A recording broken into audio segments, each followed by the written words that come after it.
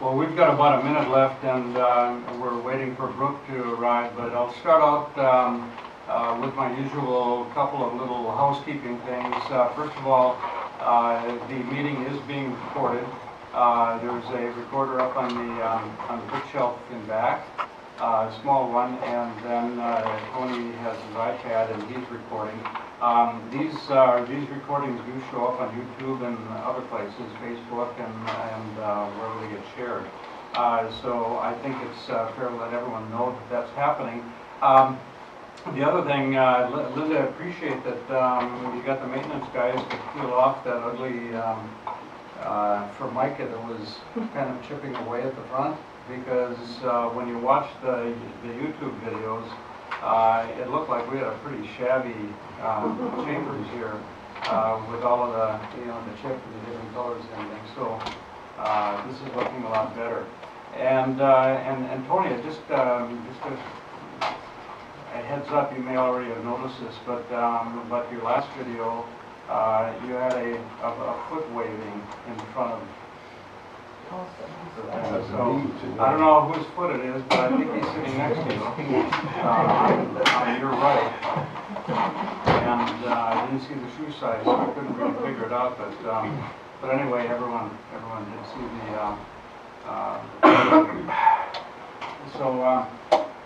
it is 5:30 now, and I'm going to call the meeting to order. I want to welcome all the guests here. This is becoming really fun, having a lot of spectators and really having people from the community participate. I've often said that we want to stop thinking of this as just a town and think of it as a community, and that's what we're becoming. If this keeps happening, we're going to have to knock out that back wall or something here to make room for everyone. But sincerely, I want to wish all of you a welcome to this second and last council meeting of March 2019. It's really good to have you here. I will open the meeting with a call to order and roll call. Councilor Anderson is absent. Abrahamson? Here. Melville? Here. Here. Greenstone? Here. Thank you very much. Oh, we're going to wait just a second. I have a hunch. Yes. No. Okay. Before we go to the agenda, I noticed when I opened up our book here that there is an FYI remedy for grievance number 6810 here. Is this? I know that we have grievance on the agenda. That's the policy. Okay. So this particular remedy for grievance is one that I would like to address, and pull out things here. The meeting, this remedy for grievance is the outcome from a grievance committee meeting that was held on Friday afternoon at 2 o'clock. I was unaware of the meeting until I came back from St. Paul from a legislative rally on Friday afternoon. I was actually hoping to meet you here, but apparently it didn't work out. I wanted to go over the agenda with you because of the things that I added. So I found out about this grievance meeting when I came on Friday. I stopped by here on Wednesday morning before I left, and I didn't see this posted. So I imagine that you have documented somewhere when this was posted. It was posted Tuesday night before I left. Yeah, the deputy clerk posted it. Even before I left for conference, I was already there. So that was Okay. Several other people mentioned that they had come over here to look at the door to see if this was posted, and they didn't see it on Wednesday, and that's why I specifically bring it up.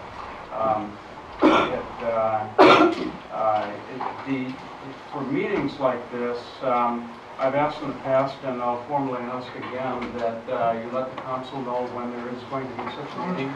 I would like to have known this, and I'm not aware that one of the grievance committee members was aware of the meeting.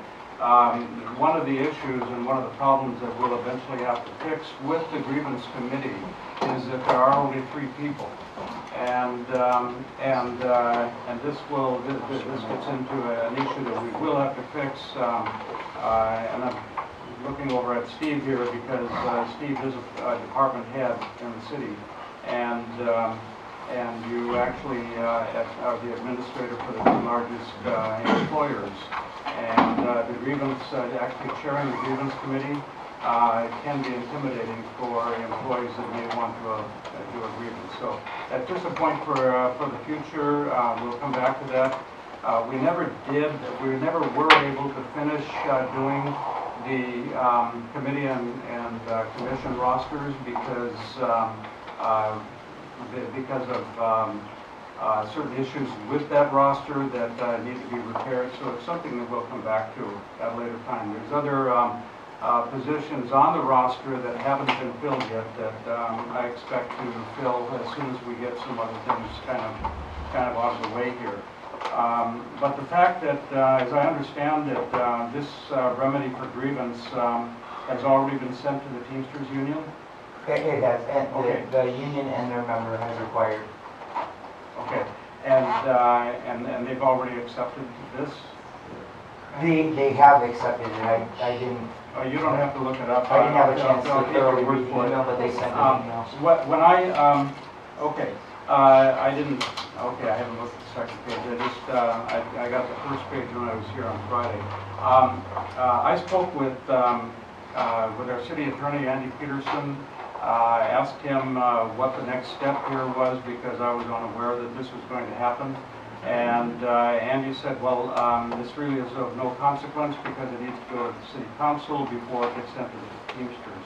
Now, I know that we disagree with that, but that's an issue that I believe this has to be tabled and set aside until our city attorney, Andy Peterson, is back from vacation. He's gone for a week, and that we get a ruling on this.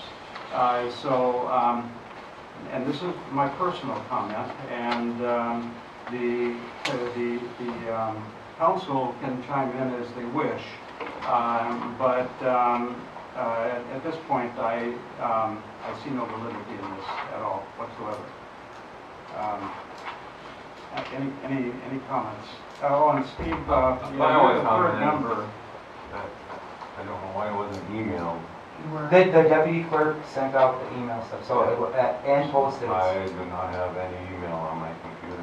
And I didn't I'll get have a Terry phone. pull it up and send it to you so you can see that. in group. On my, She said on she my- copied, we asked her this morning, okay. and we're all. So I looked on my computer when I went Now, home. did she send email to the City of Tower email or to his, the email that he Yeah, it uses? wasn't on my regular email. City of Tower. And I'm not on that for various reasons. I think we're I well didn't even receive aware a that phone there call. So I do have a problem. I'm just gonna say, let's see Sure, what you think. I'm sorry. I do have a serious problem with that whole thing. And, because when we left the last meeting, it was, we were gonna have Cope and Peters, or Andy there to answer questions about what we would, if anything, agree to, so. And he did decline. Yeah, he did. We were sent that as well. Yeah. But I'm just, well, like you said, He did decline to participate a second time. That question was asked of him. no, but I had some other questions I would have liked to ask. He declined to participate. Well, you did, okay, well, then I would have liked to ask other phone calls, so. Because So- some of these things are really important to me. So this remedy for grievance, Very, I'm sorry, I'm interrupting. Yeah, I just feel it's very tainted, so I'm gonna leave it at that for now. Would it be appropriate to add this as an item on the agenda so that we can We can do that, yes. I didn't know this was, I didn't know when they would accept this, so I didn't even know this was, because this wasn't on the agenda. I didn't think this was gonna come up till the first city union meeting anyway. As far as we were advised, it didn't need to be on. Well, anyway. And then, as Steve said, for obvious reasons, the security of the city email was under question, and so the fact that a councilor is reluctant to use that email, I believe, And that's something that I'm going to address, but I think it's a valid Yeah, concern. well, yeah, I have my concerns about that. So, add remedy, and I'll come back to that next. I'm going to, as mayor, take a point of personal privilege and read the document that I was not able to read last time. I don't know that you want to do that if you're considering looking at an investigator. And I thought that for some sort of outside party, until that party is identified, I think you should address them. This is not addressing the issue that your Teamster representative is I know. involved in. I know. The allegations here were read out loud by Councillor Fitton. Right. And, then you voted to look at hiring a mediator. And you had asked me to research out a free option from the meeting, which I did, but they don't have that. And now we haven't been back to the table to discuss it further. But if you're gonna hire an outside party, then I would think that it would wait and speak to the outside party.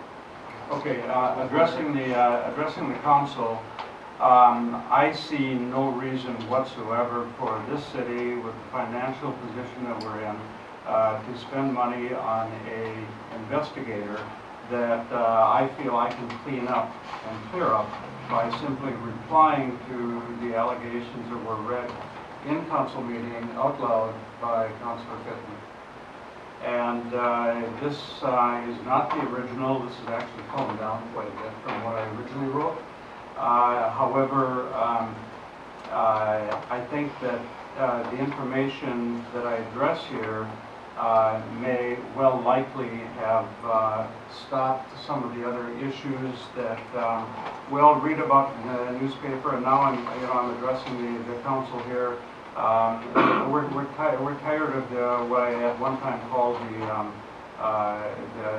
media, sort of the media wars, going back and forth about what goes on at the city council here. And I think that if we can clear these things up, we have so many issues that we have to address, socioeconomic, we have all of the social issues that we need to address. We have economic development issues. We have real estate taxes issue, where we have people in this room who pay the highest taxes around that don't have city services, and those are things that we need to address. And we cannot continually be stopped up by these ridiculous, frivolous grievances that are being tossed around. So for that reason, and if the council wants to, if they want a motion and actually vote on whether or not I read this, we can do that. But The one thing I would say is we haven't even gotten to accepting the agenda yet. I know, and that's, if you recall, I said I'm taking a moment of personal privilege here because I am going to recommend changes in the agenda. It's fine with me to go to the agenda now and then come back to this, but one way or the other, if the council agrees, I will read this. The reason it wasn't read last week is because the media had some fun with this because my printer wasn't working, and the reason my printer wasn't working is because I was adding additional security to it so that I could capture IP addresses that that were attacking my computer, which I think the city is well aware of now. And so when I asked this to be printed by you last week, or 2 weeks ago, Linda, you refused to print it. So now it's printed, and I have a copy for everybody, and I think it should be read. Your proposition on should go to the employee relations meeting after the council as well. Then I think that the document that Councilor Fitton read should have gone to the Employee Relations Committee, and just a minute, Linda, and address there if you think that's the appropriate way. However, your mayor is not an employee of this city. I'm an elected official, elected by people that are in this audience and others in the city, and the Employee Relations Committee doesn't apply to me, nor does it apply to Mr. Fitton. If there's, if someone disagrees with that, I'd love to hear it, but that's, It does apply to the employee that's involved and their process. then why was it read by a counselor in open meeting with allegations against me? I think it was pretty much forced out. I don't know if it was wanted to be that way. I think it's up to- Can I get an opinion from other counselors around the table? All I can give you my opinion is Of that course. I spent the better part of a month trying to bring this to the closed meeting of council to discuss it just as a council without it being a much larger issue. And I kept getting kicked down the road with it, and then the city attorney was here and basically said, well, then you need to just say it in an open meeting. Didn't think it was the greatest idea, but the other part that this keeps getting mischaracterized as is the fact that this is not my sole opinions. These are the complaint that was brought to me for the official complaint from Steve Altenberg.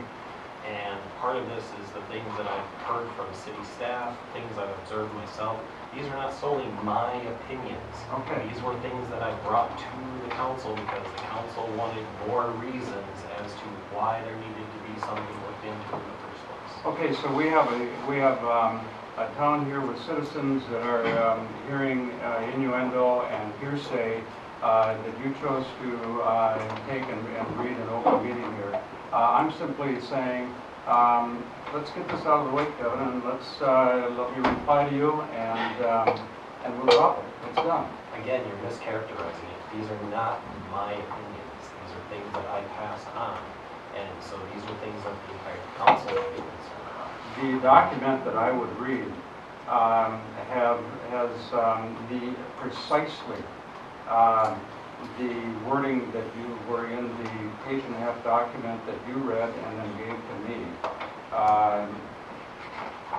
Grammatical errors and all. It's verbatim what you wrote. And there are issues here where you are addressing these issues in the first person. So I decline to agree with you. I wrote them in first person because I was being expected to have some sort of response to the council that night. And so I wrote it down so that it was nice and concise so that I didn't forget any parts of it.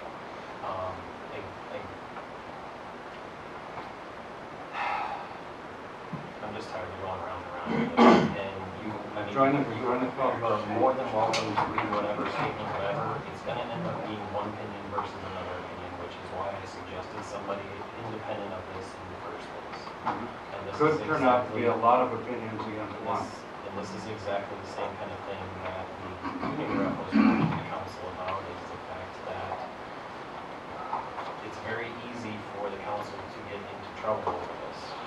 He did so himself. He blundered a number of times in blurting out private information from a closed meeting in a public forum. So don't bring the union rep up to me. It's not going to do that. So if the council prefers, I can just hand these out. If you'd like to read, just so that you have the answers to the investigation that that Tiffin has done, and what's concerning here, and I think was concerning to people who were in the council chambers on the evening when you read this, is that there are things that are not formally documented. They're related issues. You called it related issues not formally documented yet. These were things that may come up sometime in the future and then will be investigated. And so this is innuendo and actually accusations of assumed future allegations against me. So the whole, I mean, your whole document, Kevin, was frivolous and absurd. And like I say, I can read this, but I won't do it without the council directing me to do so. And it's the council that will make that decision. How Now, about the I- citizens wanting to hear it? I'm a 62-year citizen of this city. I'd like to hear it from you rather than reading it in the paper. Thank you very much, Randy. Everyone heard your opinion, but right now, we're not into public input yet. I really appreciate it, but you haven't been at one of these meetings before, and normally we talk about how public opinion is addressed in the meeting. So I appreciate your willingness to speak, but I think that this is an issue that this council needs to address. So would you like a copy of this and read it, and at a future meeting we can decide whether we come back to it? So if we walk it back, so when these allegations were finally brought to light and read aloud at the council meeting, we had voted to allow the opportunity for you to respond to those, correct? Mhm. That's where we had gone at that meeting. I don't think there was anything said at that point as far as if the reading of your response needed to be in a closed meeting or open meeting or anything like that. Correct. Okay. And my understanding was that if that did not suffice, then the plan was to go to mediation at that point, or had we voted to go directly to mediation? I think that's what I think was that. You were you giving the going to get the opportunity. opportunity Right. to speak to them. If To you, address rather those than do the issues. investigation, hire an investigator, that I would Give create them the a written report. opportunity to speak. And I've up painstakingly gone through the original report, the answer that I gave, written March 3rd. I've gone through and made numerous edits on it to make sure that nothing is in this report that refers to any private or information that was from the closed meeting. Now, there is information that was in the closed meeting that is now public record because it's been spilled by other people, not me, but other people. So, So with that being said, I have no, if you are comfortable with sharing this information in open meeting tonight, then I see no reason to stop that. okay, is that a resolution? Is that a motion? We've taken action on an item you don't even have on your agenda yet, so that's kind of odd, but I was thinking you could put that on the agenda and then Add it to the Let's do agenda, that's that. fine. just do it that way.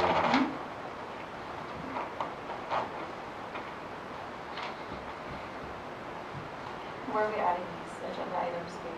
Are these under new business, or suppose that would be under unfinished? This really would be under unfinished business because there are things that have been addressed by the council in the past and are no longer new either to the general public or to this council. Okay.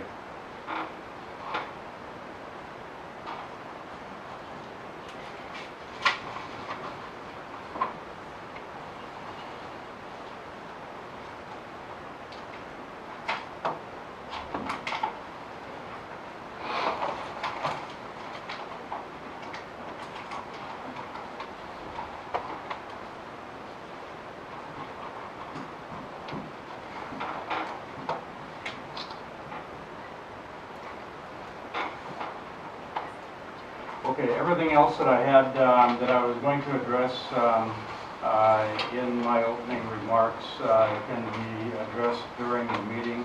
And so at this point, I will go to item number two, accept agenda. Are you going to add something to it? Or yeah? I am.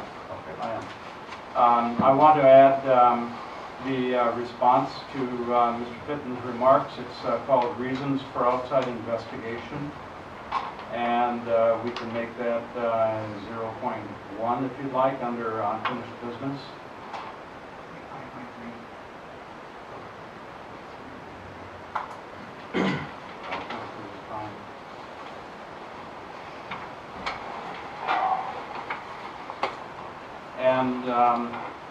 And then the remarks, the remedy for grievance is something that has come out. It was created in a supposedly public meeting, and it has been passed on to the Teamsters who have already responded to it.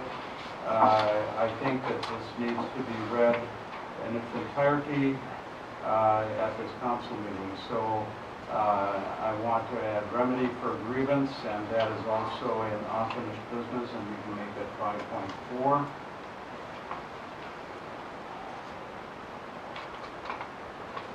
And I want to make a second comment there.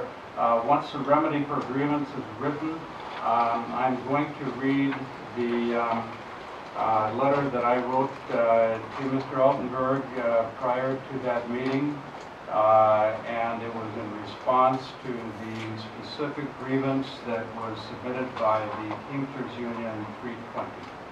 And I think that will put things into perspective. So there will be 2 readings in that agenda item. Secondly, I want to take several things that are under new business that are actually old business. 6.2 is actually, the Harbor Plat is actually old business.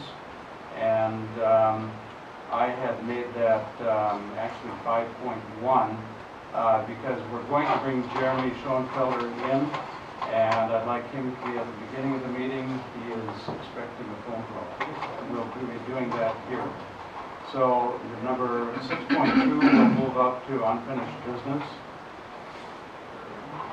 And the ambulance delivery dates and payment schedule, number 6.7, that again is old business and should be moved up to... request by you.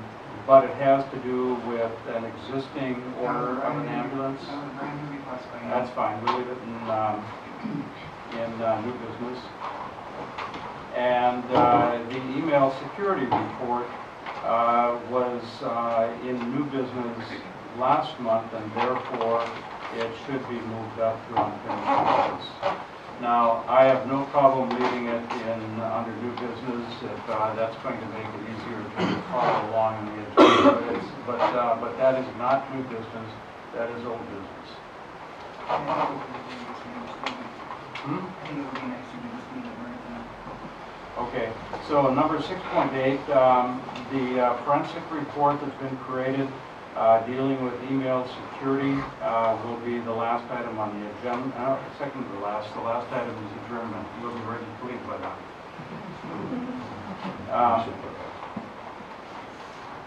Those are my changes to the agenda. Are there any other changes to the agenda? All in favor of accepting the agenda with the revisions as... I think we did that, didn't we? Okay, is there a motion to accept the agenda as revised? Okay, Steve made the motion. Is there a second? Second. Okay, any further discussion? All in favor say aye. Aye. Opposed? I'm an aye. Okay.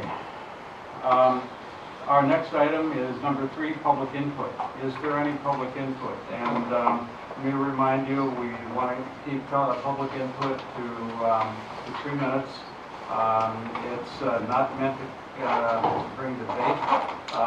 It's public information that you would like to share with the public, or that you want to address to any previous issue that this council has dealt with. Any public input? Yes? Oh, you're calling on me. I thought you were going to see who all won.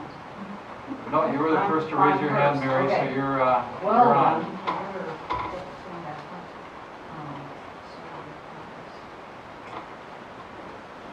Anybody else with public input? Let them go, let Richard go, please. Okay, Richard? Yeah, as you saw, I put out a thing about broadband for each of you to see. There's a meeting on this Wednesday at 4:30. That's when the sandwiches and till lunch are gonna be, and then 5 o'clock the meeting starts. And we have the opportunity to work with 2 other areas and combine the $25,000 into a $75,000 deal where we can use all of us to write the grants and all this stuff that'd be written as a tree.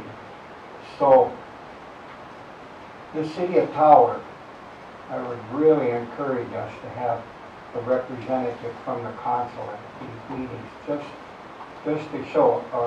The other communities are all, have already, accepted it, are going along with it. So, Tower, Greenwood, Writing,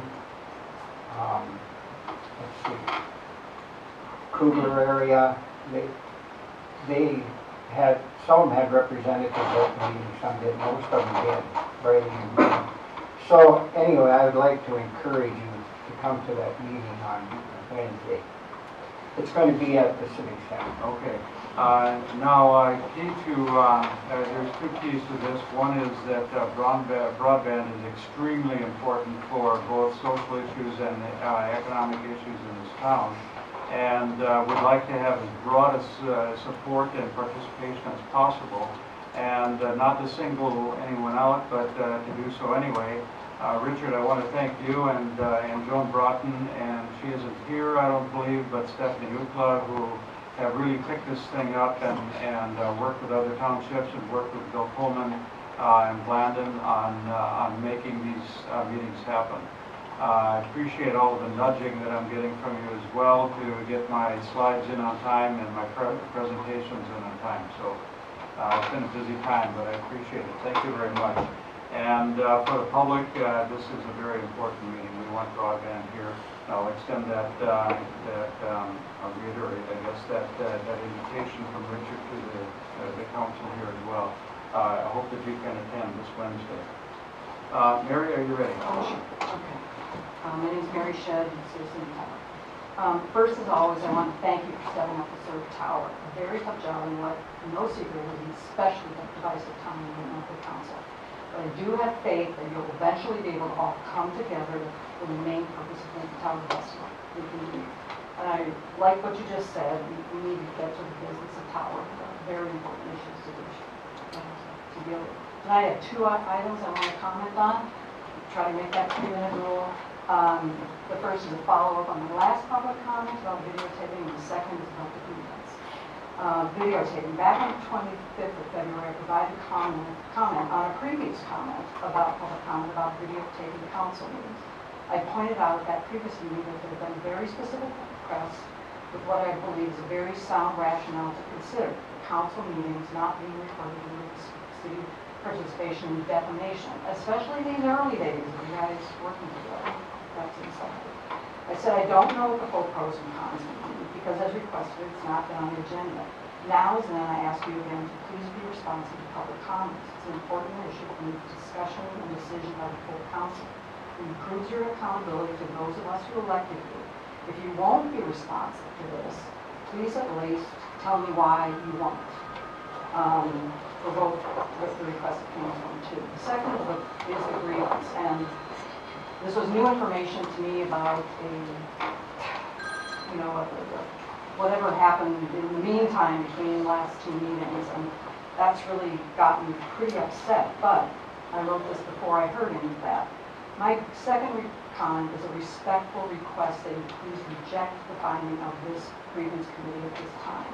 By any reasonable standard of government, business practice, or personal ethics, it is fatally flawed by the documented conflict of interest of Steve Altenberg. I don't have to go into the details other than to point out that the conflict is that Steve has an open grievance against the mayor. There's no scenario in which it is appropriate for such a person to sit in judgment and find negatively for a person he has filed a complaint against. We and so many of the citizens I bumped into the street know that it's absolutely clear that there's an animosity in this grievance, and it's necessary to revisit the complaint. If it is necessary, might be, then Altenberg must recuse himself before it can be revisited. This brings me to an obvious conclusion about Steve's appropriateness for this particular committee. He brings a ton of value to our community through his service on the fire department and as well as interest in other affairs in the city. But given that very few people can bring grievances against the city, it includes, and the very few people that can, include a group of people that he himself supervises.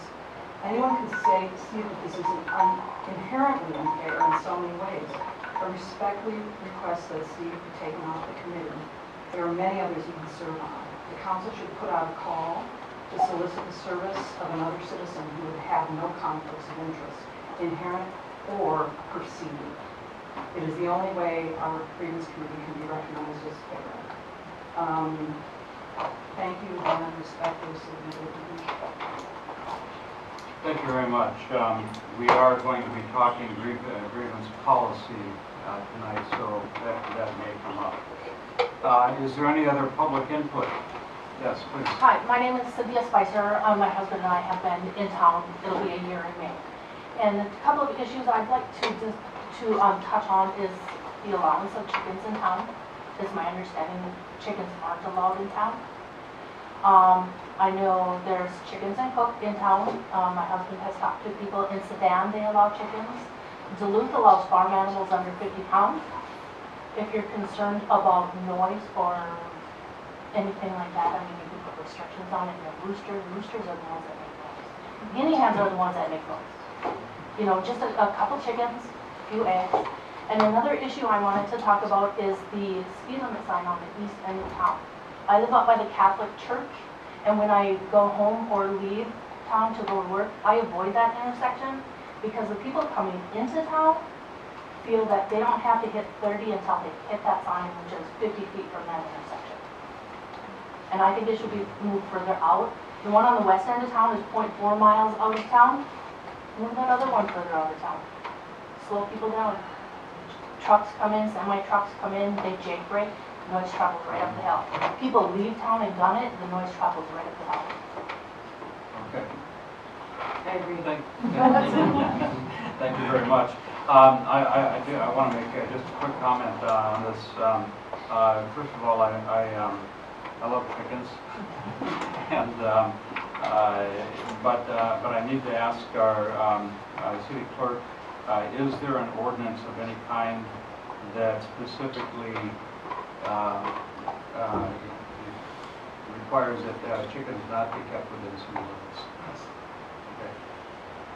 So that's a policy that I think we should address at a later time, and not very much later.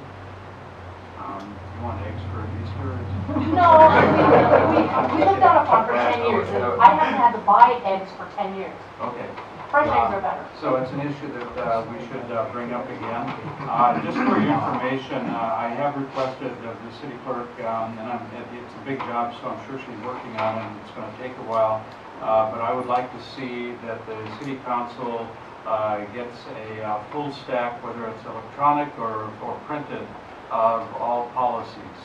The fact that anytime we're wondering if there's a policy for something, that we have to call and ask and wait several days before it can be found, and that's not a criticism, Brenda. It's you have to put it into your work schedule. I think that it would be good for us to have a policy book that we can refer to. If we need to change a policy, then we have the policy to make revisions to. So we will look at that policy. Yes. That would be an issue that would go to the planning and zoning, and because it is an ordinance, if there was a change in the ordinance, there would also have to be a public hearing. Okay. Can't just change it without that. Do we know when planning and zoning meets again? They were supposed to meet tomorrow, but one of the members had a death in their family, and it's going to take another court hearing for a while, so we'll have to come on and Is that It's good if they have some work, and we should probably. Is that something that would be added to their agenda to review that policy? Yeah. Okay. So, an issue of the speed limit, I share that concern also. We've often talked about, we do have a place of business, second to the last building on Main Street toward going east, well, actually on the east side of town. And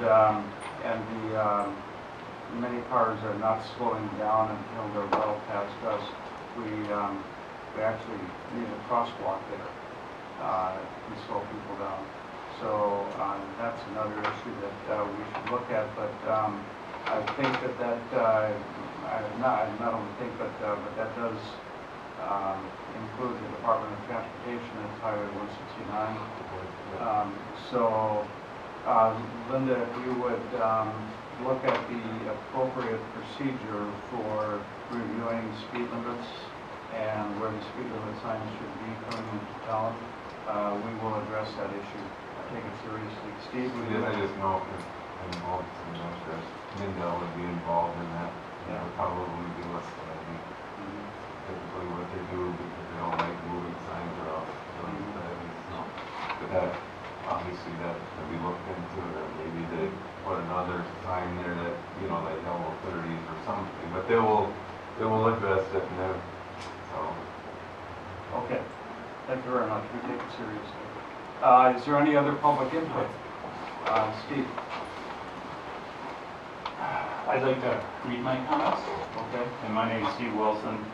Some of you know I'm married to Mary Shedd, and it's going to look like there was some collusion between us, but I can tell you that Mary was typing her comments as we were walking to the meeting, so I have not read them. Sadly, and I emphasize the sadly, incompetence, dishonesty, the criminal, and other unfortunate behaviors have, more often than not, become the hallmarks of Tower's governance, putting us on the way to becoming the laughingstock of Minnesota government. Examples are too numerous to mention here and are already well documented in the local media, but two recent examples include an apparent attempt to sabotage a major economic development initiative, the Harbor Project, and recent meetings of the aforementioned grievance committee. The committee has 3 members, one of which could be filled by a citizen of Tower. Rather than appoint one of the hundreds of Tower residents with no apparent conflict of interest, the past council installed a city employee who had agreed brings a ton of value to the city in his positions that he's held. Appointed that employee in a position where he would pass judgment on cases involving his coworkers, an obviously inappropriate situation. In the most recent case considered by the committee, this person sat in judgment of a fellow city employee's grievance, but took the opportunity to turn the hearing into part of a crusade against the city mayor, even though he is pursuing a frivolous complaint against the mayor. This despite the advice from a respected and knowledgeable past mayor who serves on the grievance committee that his rationale was illogical and inconsistent with past practice, policy, and guidance from the League of Minnesota Cities. That the city employee serving on the committee didn't do the glaringly obvious ethical course of action and recuse himself from voting on the complaint before the grievance committee is evidence of his obsession with bringing down the mayor, as he stated in the past.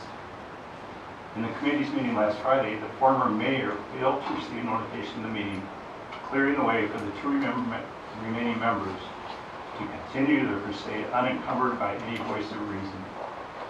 If this keeps up, Wikipedia's entries on Kangaroo Court will soon feature Tower as case study number 1. You can't make this stuff up. In fairness to the existing council, it needs to be pointed out that what ails Tower stems from the actions of past city council and 1 or 2 city employees and members of council appointed commissions. It's not too late to salvage Tower's reputation, but it will require that the 2 holdovers from the last council join the rest of the council in trying to build up Tower instead of tear it down. If not, Tower risks becoming the municipal equivalent of notoriously dysfunctional governments like Venezuela, Haiti, and Honduras, the original banana republic.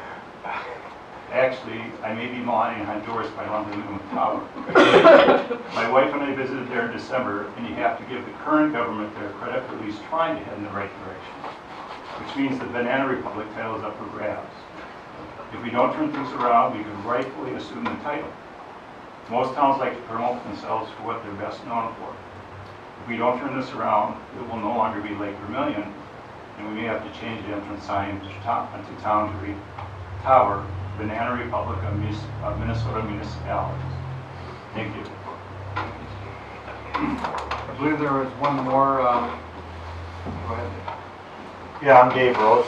I'm here to request that the city council get involved and work with the planning and zoning board on their current procedure the planning and zoning board is using. I think, you know, you guys can talk over amongst yourself. I am also requesting that the city gets help and advice from their own city attorney and the St. Louis County Planning and Zoning Board, which has been around for years, on the current procedure that the Planning and Zoning Board is using. I just think I'd like everybody, you know, to work together and get some outside advice on the current procedures.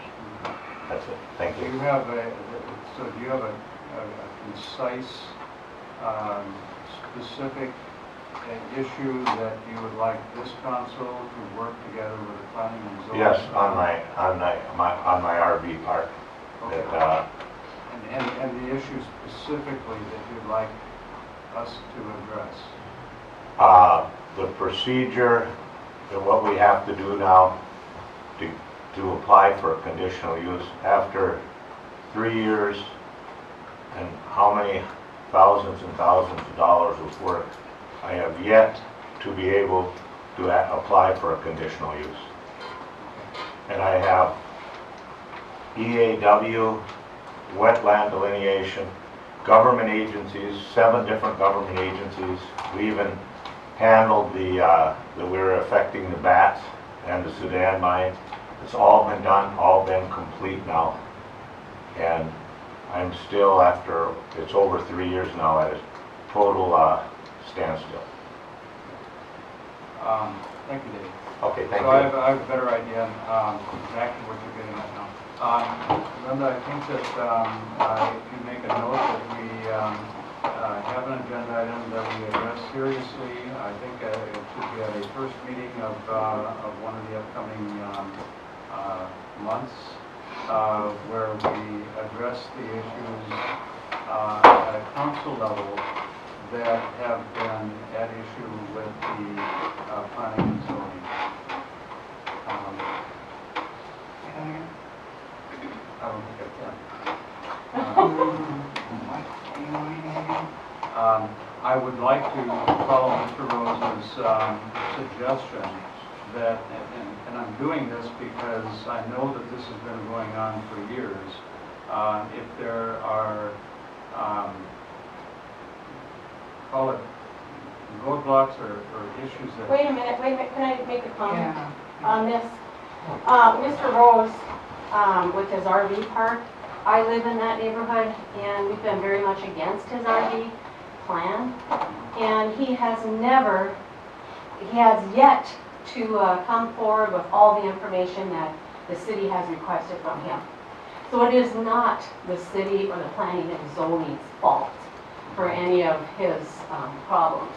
It is his own planning that has not been developed totally. And the city better realize that those residents on that point are very adamant that their voices better be heard too. I'm aware of that. She's right. The ordinance clearly states what isn't required, and the site plan, a plot for the project showing locations of property boundaries, surface water features, existing and proposed structures, other facilities, land alterations, sewage treatment, water supply systems, and topographical contours at 10 feet intervals or less. And then also the property needs to be staked, and then there also needs to be an archaeological study, not requested by the city. This would be requested by the state historical. So I guess before we do what you were thinking, maybe those of you who are not familiar with this project, get familiar first, and then if you still have those same questions, maybe then go to changing something. But right now we are following the ordinance. We have called our city attorney already. I don't know what more you want to do, because I don't have topographical contours at 10 feet or less. I do not have a location of the water supply system, the sewage treatment. I don't have any of this. And I just read right out of the ordinance, it tells you, in And also- plain English. And also, he's changed his plan. He approached the citizens on North Plain Plat and said he wanted to do a townhome, 2 townhomes now. You know, and asked how he felt about that. And we said, well, we'll take a look at it if you come up with a plan, but he never got back to us. So things keep changing on his end. It's not been the ordinance, it's not been planning and zoning, it hasn't been any of the ordinances.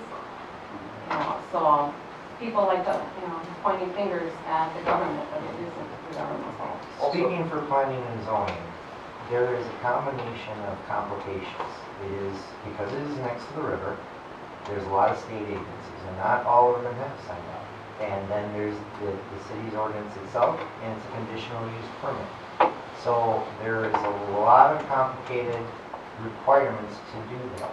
So you cannot just decide for one person that you're going to change that ordinance all of a sudden. It wouldn't be fair.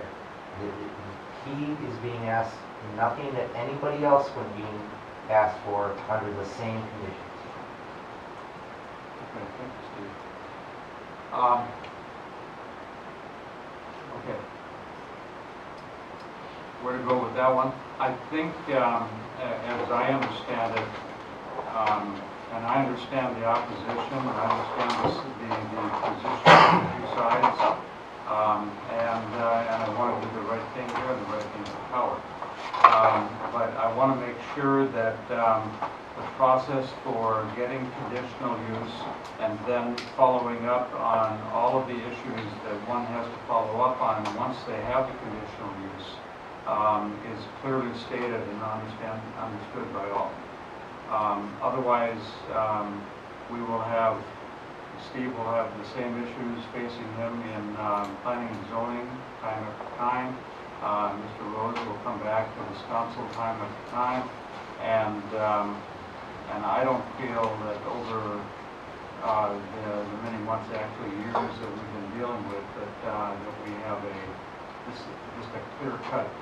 Dave, you may have some trying to choose the right word here, but a point of contention, a point to hang your hat on. But it's the how the conditional use permit is originally awarded, and then from that point how you follow up on all of the things that Linda is talking about that we truly need to have covered. My complaint is not the procedure. My complaint was, when this fine gentleman here was the head of planning and zoning, they give me a list in the form of a letter and said, do these 6 things and then bring it back to us. I did them 6 things, which are major. EAW took months, wetland delineation and all. I did them things they asked me to do. I brought it back in. I was handed 12 more things. I did those 12 things, and then I hand that back in and said I'd like to get on the board, and I was handed another 18 more things. This is what you call moving, what we call in sports is you keep moving the goalposts. They asked me what to do. He asked me, they sent me a letter. I did what they asked. What I'm saying is that they did what they asked, and then they added 12 more, and the latest letter in capital letters was 18 more things. And if we have a fair deal and they tell me what I have to do, and for all the EAW and the wetland and all that stuff, I did what they asked, I think then I should be able to be heard and not just keep adding. No, we're doing exactly what I have said in the past that we don't want to do is get into debate during public. Okay, that's fine. Okay, And thanks. so we need to move on now, but Yeah. Somehow we have to find a way to get this issue to stop coming back in front of this council without getting a final resolution. That's all I ask. And then I can work with you and see if we can have a sit-down somehow, have someone from the county that would join us. The chair of the planning and zoning to be there and finalize this, because we do want economic development, but the economic development in this town has to be done according to correct procedure, both county-wise and city-wise. Is that clear enough? Yep, Okay, just thank let's you just very much. cement in the goalpost. Steve, you're kind of... I was just gonna say it, in the end, you have to follow the ordinance to happen. And we may or may not have some procedural issues, but I'm way ahead of what I thought about asking another member of the planning and zoning board to go with me, just to meet with the county. They have their rules, but it would be just nice to see how, and they're gonna tell some of us exactly that you gotta follow the ordinance, and maybe there's some procedural things to do, but if you have to get all that information that is required. And then you can, so, Well, your but- depth of knowledge goes far beyond mine and a lot of others in this room here, so I think that that's what we have to do, but we need to have this issue put to bed and not keep coming back to it. So, Steve, I think that, you know, if the council is agreeable with that, I don't know that we need a motion or whether we have to move We ahead. have been meeting with somebody Yeah, wants send to. him. You work together and with Mr. Rose Well- and get What I'd like to do is I would go meet with, I know all the counties that St. Louis County, I would go talk to them and just explain, this is what we're doing, is there something procedural we're doing wrong or not? You know, because oftentimes people make statements that, you know, and I don't know, and I've learned that you gotta go to the source, you know, and ask them, and, but, you know, like I said, in the end, if anyone's looking to do something in the city of Power, St. Louis County, or wherever it is, you have to follow that ordinance to a T. And at some point, if the city council wanted to change something in that ordinance, that would require a whole new process of public hearing, blah, blah, blah, so. Kevin, Rachel, if you're in agreement that we can do this by consensus, that Steve follows through in this manner and works with planning and zoning, and Mr. Rose to come to a resolution. Are we done with that? I would think, Okay. I find out. Okay.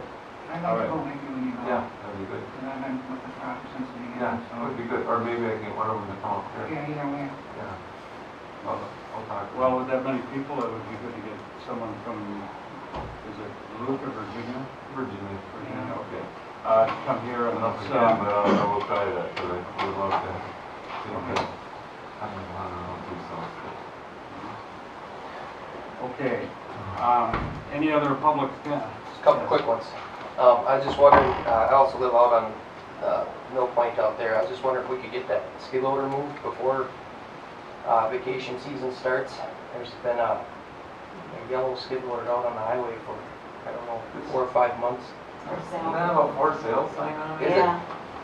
Is there a number on it? It's mine, it's on my property, what's the deal? Is it for sale or is it? Sure, everything's for sale. No, I just wonder if it needs to, if it has to stay there or? Who is selling Well, it?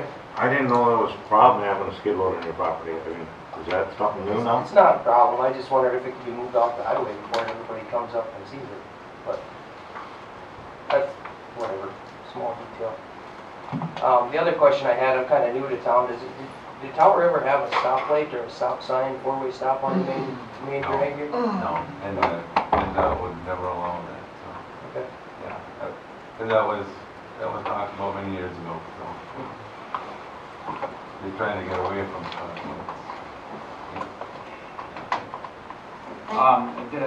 Let me ask, Dave, are you still out there? Dave? Yeah. Is there someplace else you can put this skid loader? Yeah, I can back it up. It's on my property, it's for sale, you know, but I mean, I can sure move it if it's a problem. And I'm sorry, I didn't catch your name. Matt Witzel. Matt Witzel. Okay, Matt. So if he... It's not on city, it's on my property. Okay. You just kind of like it. Well, I had it for sale there. Anyone want to buy a skid loader? Okay, Jeff, did you have, I do, thank you. Jeff Hill, 611 North 3rd Street, for the record. My concern is a safety concern up on my street, and I'm sure Rachel goes by there all the time. The ice buildup on the corner there, and I almost fell going up there.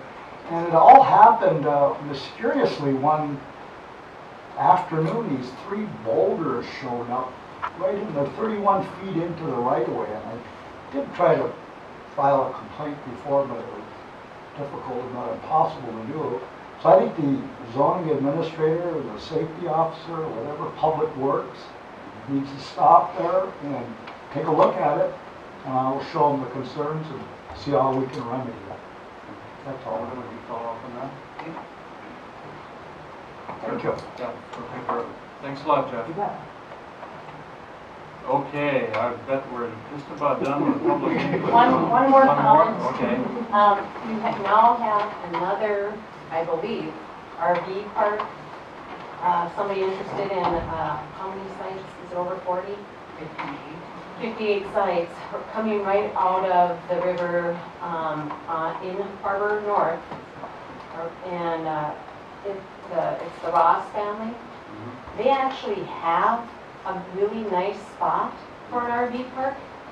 And I advise everybody to go and take a look at that with them, or ask them if they take a look at it. It has the most beautiful view of Lake Vermilion sunsets in the west. They could be set back, 100 yards, and they actually have trees and room for people to have RVs and actually enjoy their sites and have access to the lake. They would be able to walk down their road, go pick up their boat at the marina, rent a slip at the marina, go down the river. So if you're just going to look at one RV, potentially a site, you better look at the other one too. They should also be involved in So they have come to planning and zoning, yeah. and they are in the process. It is, because of the closeness to the water, they are going to have to go through the exact same process as Mr. Rose. They are 2 different pieces of property, so they're affected. But the same state agencies, they're in the EAW because of the closeness that they are to the water. There will have to be a public hearing because it is also conditional use permit. They're 2 different locations, but basically they're going to have to do the same exact thing, and they understand that, and they got the same list from the city's zoning administrator, which was comprised by engineers working with the city. So they are aware of all that, and they are working on it. Yeah, I guess my big concern is that, okay, so now you're going to have 2 RV parks right in a close vicinity. Which one would you rather have? I mean, do you really need to have that one that... Well, that's not for us to say. If a person fulfills an application requirements, then our job is just to approve it or disapprove it on whether it fits the application. Not, we don't, because we don't like it, we don't get to say that. But there is such a thing as having too many types of businesses in That could come into play, but I mean, as far as vicinity. right, it could, but I mean, that would be a public input. Planning and zoning has to follow the ordinance, like Steve said. So if somebody goes through all the proper procedures and it fits what's supposed to fit there, then planning and zoning would have to have a really good reason to say no to either one of those, quite frankly. But there's another study that would be generated because of that, because possibly, of close proximity. But then we wouldn't decide that, I guess, like, if the engineers or, other agencies decide. I'm way too polite. I hate to break people. Okay. Well, I didn't want her to think Well, that she you was... Joan had good questions, you had good answers, but it's something that should be discussed in planning and zoning, so I appreciate that. I'll get better at controlling public input in the future. Thank you very much for bearing with us. I think that we're done with public input now. And we'll move on to number 4, correspondence. It says none. So no correspondence. So under unfinished business, I had moved Harbor Plat up to 5.1 because I know that Jeremy is waiting. I've never used this thing before, but you want to give me some instructions? Is it just a dial? You gotta press a little phone on there first.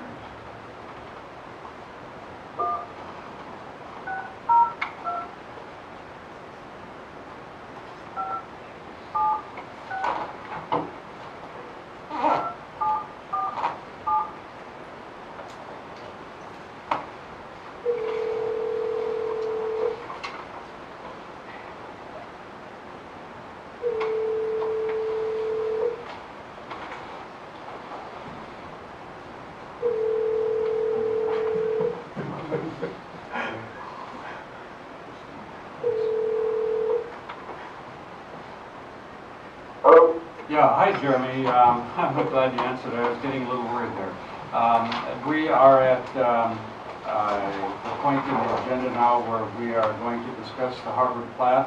And may I just mention that one of the reasons that this is on here and that we're concerned is that although I don't have a copy of it and I haven't actually read the current development agreement, there is some sort of a go, no-go date of in April for moving ahead with the harbor project, and that's why we need to have an update on exactly where we are with the harbor plat. As I understand it, the developers of Tower Harbor Shores have been unable to move ahead because the plat isn't complete yet. Jason, are you the one to begin?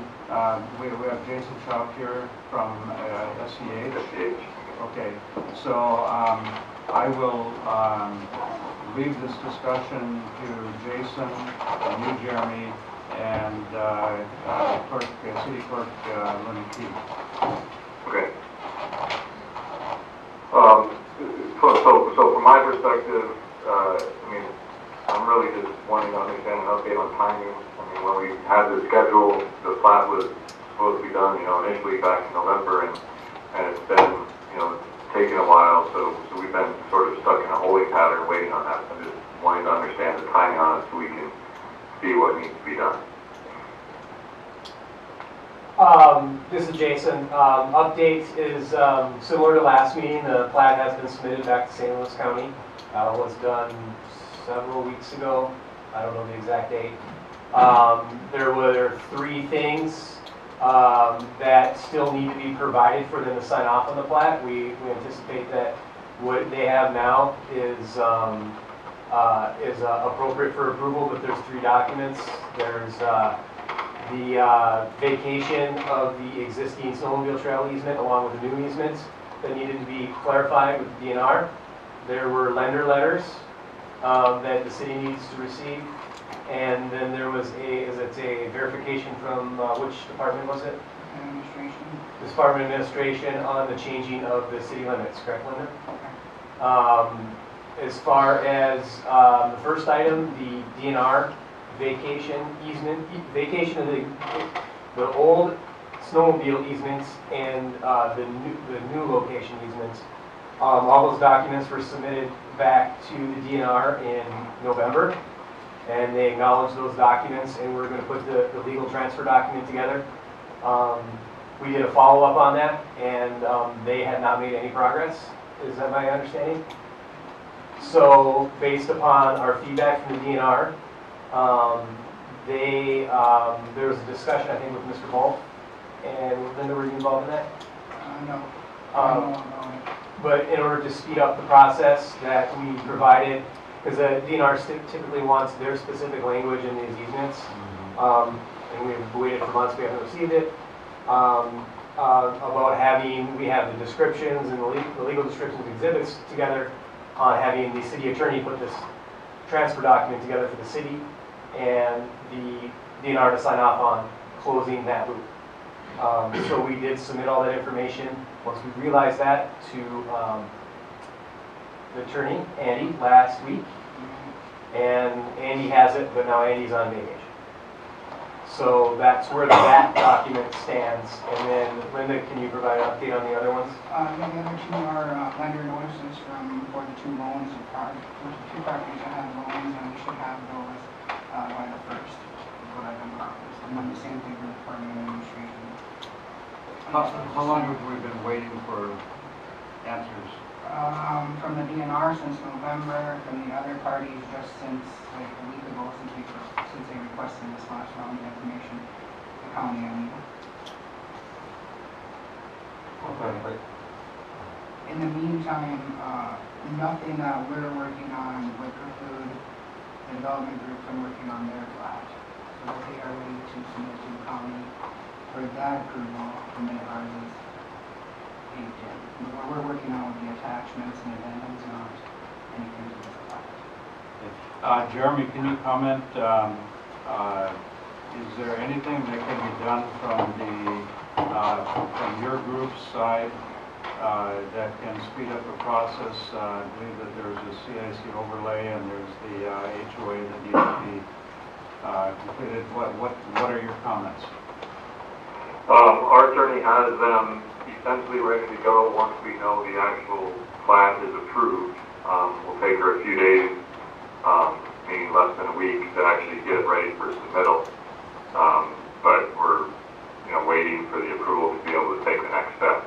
We've been in that same situation, probably since, I don't know, sometime last year. I don't even want to venture what the guess would be, but what the exact time would be, but it was, we haven't been able to change anything since then.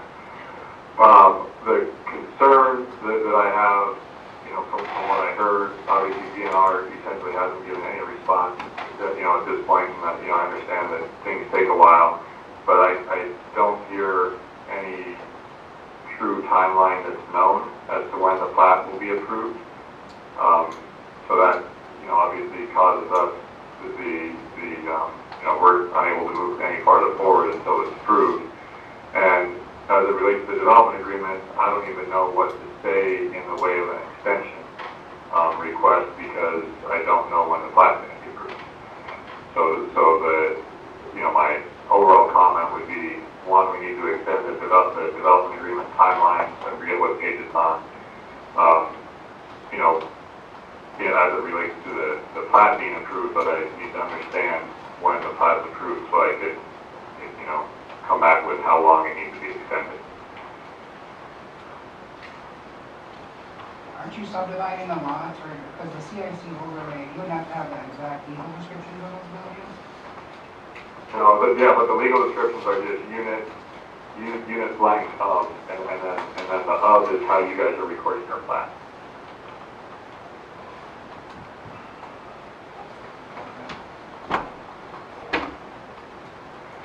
And if you recall, we're submitting one building at a time in the CIC overlay, right? Because of the phasing that we're doing to make sure that there's no, recording issues if, for example, only one of the buildings ends up getting built or something like that. So the particular ask here is that you need we, the city, and you need to have an extension on that developer's agreement. Correct. And what is a reasonable time frame? 2 months, 6 months? Well, in general, I would say just last 6, but I'd like to know a better answer about the plat, or we could relate it to within X months of when the plat's approved, if it needs to be that way. I just don't know that there's a good timeline of when the plat's actually going to be approved, because we've kind of heard that, it was underway for a while now, and it's, still in the same situation, essentially. Okay.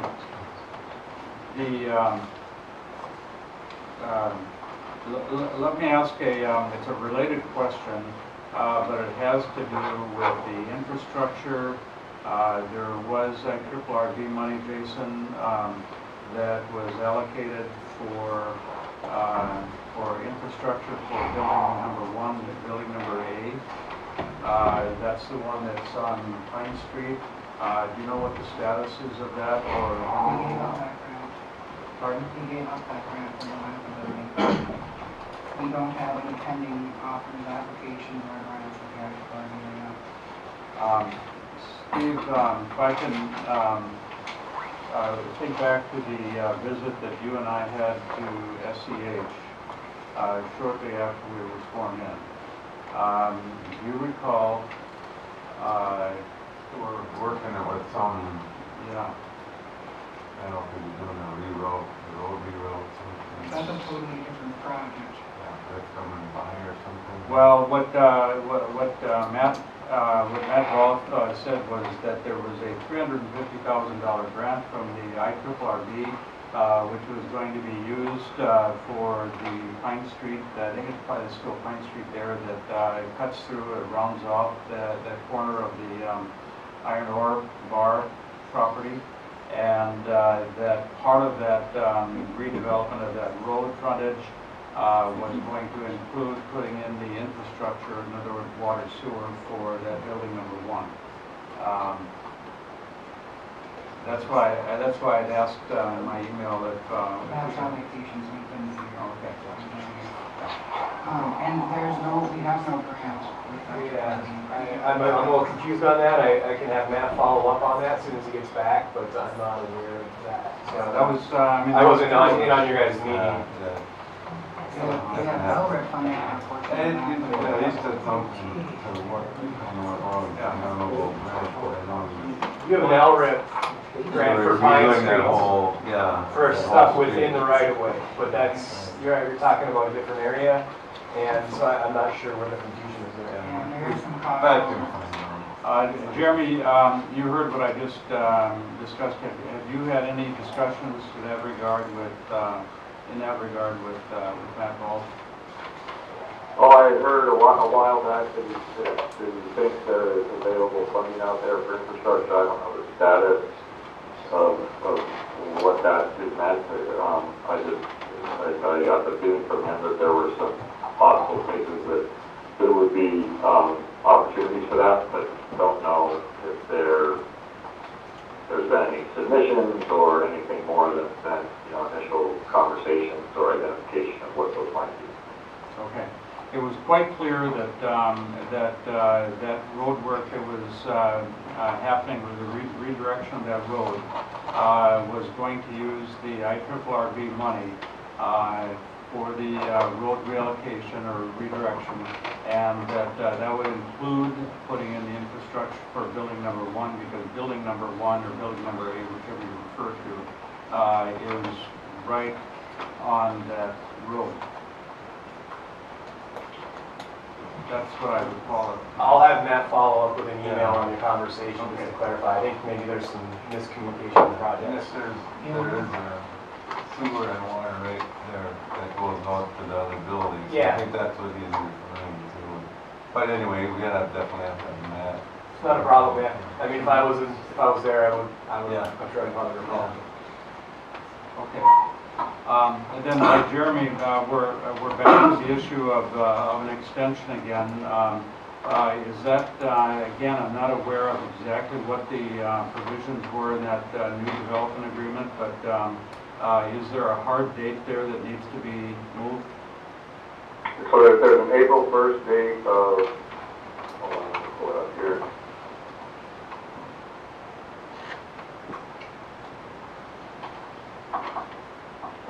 There's a list of dates that we put together when we initially talked about these, and I believe it was November last year when we were figuring out timelines here. And it starts at April 1, which is, I'm trying to find it in here, sorry. Notice of intent to proceed from the developer, and then it goes, A1 is the pay go tax date and funds secured, and then it goes through construction dates and stuff like that. So what I would be saying is, the date for now, I would just push each of those back 6 months, keep everything, the deltas between them the same, and the hurdles or whatever you want to call them the same, the actions that need to be completed by those times the same, and just push them all 6 months. the caveat there is, you know, again, that's assuming the plat is approved here in short order, which I don't know that anyone can answer that until there's a conversation with DNR or a response from DNR. Who are you doing with it? Do you want the golf one or over in the half? Both? No, Okay, Steve Abramson is asking, speak up to. So that's our Parks and Trails. I don't want to speak for her. Would that be our Parks and Trails division? Yeah, Joe Majerus has been our local contact on it, and then, I don't remember who's coming in. And I believe, I don't want to say, but they thought the city was taking care of it because the city wanted this, what do you call it? Road. They can get their numbers and Yeah, so there must have been some miscommunication. Yeah, it's a road modification that cuts around The trail. yeah.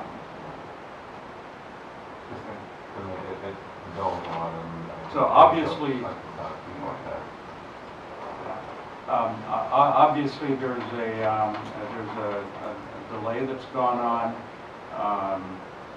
and really haven't ascertained the reason for that, but it is not, as I can understand it, the developer. And so we need to have a resolution then, because we are coming up on April 1st to do this extension. And I would entertain a motion. To extend it 6 months. Yes. So moved. Okay, Kevin moves an extension of 6 months. Is there a second? Support. Okay. Rachel supports it. Is there any further discussion? Okay, all in favor say aye. Aye. Opposed? Okay. Motion carries unanimously. Okay, Jeremy, thank you very much. Do you have any other comments or questions? No, that was it. You know, Linda or Jason or when you talk to Matt, if you can just give me some kind of background, get the wind, get a hold of DNR, just like keep the pulse on that. That's it. All right. Okay, thank you very much, Jeremy. Yep. Appreciate it.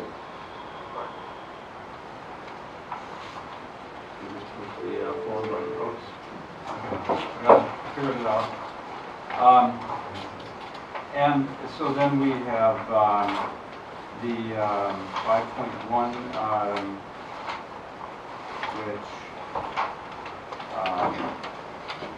okay, now which one was it that we're actually going to read the grievance? No, this was the grievance policy that the committee submitted to the, Okay, you want to take the grievance policy next.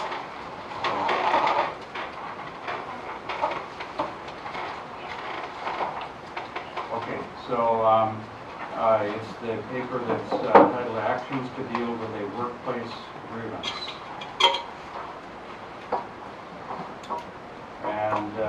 And this grievance policy was written by Linda or? no, it was rewritten by me. There is no grievance policy, and it was given to the committee. We read through it. It was given to the city attorney. There's been no written grievance policy, so I'm not exactly sure how they were solving grievances in the past. But the city attorney agreed that it would be good to have a written steps of action for everybody to follow now and in the future, so that every grievance is treated exactly the same. And so that was the point, that just coming up with a simple policy that just says these are the steps you should take. And we need to do that. The additional issues with the grievance, and Steve, I'm sorry that it's you that's in this position right now, but the whole issue was brought up, I think, earlier by Mary, whether or not a department head should be a citizen participant or member of the grievance committee, and certainly the chair, because it seems to me that that would bring up conflicts of interest and also issues of reluctance for an employee to bring a grievance if that person's supervisor is heading it. But it doesn't, because see, so here's the deal. If everybody really wants transparency and the council wants transparency, then post the meetings of the grievance committee meetings for this grievance, and you will see exactly what was being said and done. There isn't a conflict because none of the rest of the city employees, including myself, have access to this grievance process. And this was explained at the second grievance meeting at the beginning of the meeting. There seems to be a misunderstanding of what the grievance committee does. It is there only for the union contracted employees, one of which I am not, and neither are any of the employees that I supervise. In fact, I mean, this particular grievance is against the entire city council, and particularly yourself, and you have two counselors sitting on that grievance committee. If you wanted to argue a conflict of interest, it would be that you have two members of the body that's being accused of something making a decision against themselves or for themselves, however you wish to look at it. So as the citizen there, Linda Keith is actually the overseer of all department heads. I'm not her overseer. So I'm actually in a position where it's not a conflict of interest for me. I'm one way or another, based on the facts, a decision is made. And in either regards, I'm actually making a decision against somebody that is above me in authority. It is the least conflict of interest that there could be. So I'm not really sure where people are getting this idea that it is a conflict of interest. If an EMT or a firefighter had a grievance, where do they take it? So first they would go to the supervisor, which would be, well, so if they wanted to talk to me first, they can. If they don't, they would go to Linda Keith, the city clerk treasurer, as the daily administrator of the city. If they can't resolve it by talking it out, then a written complaint is given to the Employee Relations Committee. Same as any complaint from employees. There is where the difference lies. Once the Employee Relations Committee, if they cannot settle it, if you're a union, both of it goes to the council after the Employee Relations Committee if they cannot settle it. But a grievance can be filed by the union contracted employees. So that takes it now into a side step, the grievance committee. But that is only for the union contracted employees. The regular employees, it goes to the council. If the council can't solve it, they can send it to mediation. If mediation can't solve it, send it to arbitration, blah, blah, blah. So there's the divergence and the difference there. There's zero conflict of interest with me being on there. In fact, I have the least interest in it. I have the most to lose by making decisions one way or another against people that are in authority above me. So a couple concerns. Nowhere in this process does it say policy. It's not outlined as a policy. It just says process. So I think there's room for that to be, interpreted as, that the policy couldn't be followed because is it more a guideline or a policy or well, there's nothing written that says we have to have step-by-step actions for the grievance committee. It just is even, the city attorney had advised it would be wise to do that. And you could make it the policy. And is this modeled after another city's policy? It is modeled, I didn't find any for cities. I went online and saw like what common grievance committee steps are, and this is the common steps of what you do. Very basic. It just says, you talk to people, you listen to everybody's stories, you discuss it, make a decision, and then you decide if you're going to take any action. And that's basically how it comes down to. So, I wonder in other cities is, what I don't see here is a step where there's a recommendation made by the committee that's brought forward to full council in a council meeting. Well, that's because in the contract it doesn't say that. Their contract says that once it goes to the grievance committee, if the grievance committee does not reach a settlement, then it goes back to the council. The same way the Employee Relations Committee, if it's solved at that level, it never goes to the council. Right. It's only if the Employee Relations Committee does not solve it before that, then it goes to the council. If the Employee Relations Committee can solve it, then it never has to go to the council. The idea is to not create a situation where you create grievances. But their contract is not, it's very plain. If it's solved at the grievance committee level, only if it's not solved at the grievance committee level is it then go back to the council. So, and at the top you'll notice that it cannot, if rules change down the road, you cannot violate any state laws, contract laws, any of that. You cannot create a rule that circumvents somehow another rule. And then under investigate the grievance, it states that the committee must notify any involved employees or employers. What about non-employees? You know, like I'm not an employee of the city. Well, you're the employer, and the grievance committees, here's only two types of grievances.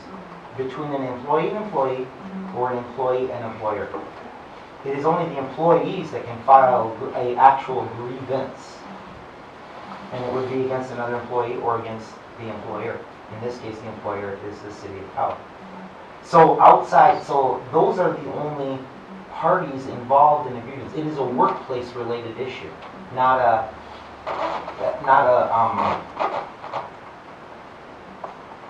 legal issue. You know, if you punch me in the face wrongfully or whatever, rightfully, whatever, that's a legal issue. Now if I had the ability to file a grievance, I could say, you know, you violated my hostile workplace, whatever. But in the end, I can't do anything.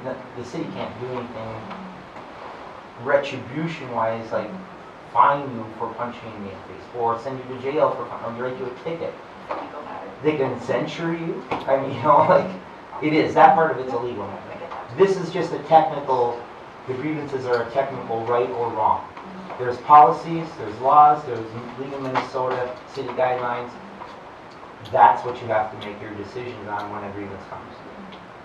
And if you were acceptable to the wording, then we would come back with a header on, that's a city of Tower grievance policy, with the rule on whatnot. To answer your first question. I know it's not public input, but I know like grievance policy with the state, and if you've got a grievance against your supervisor, you have to go to a different level. You know, you cannot, you know, of course. Right. Is that in there? Is that what they address that?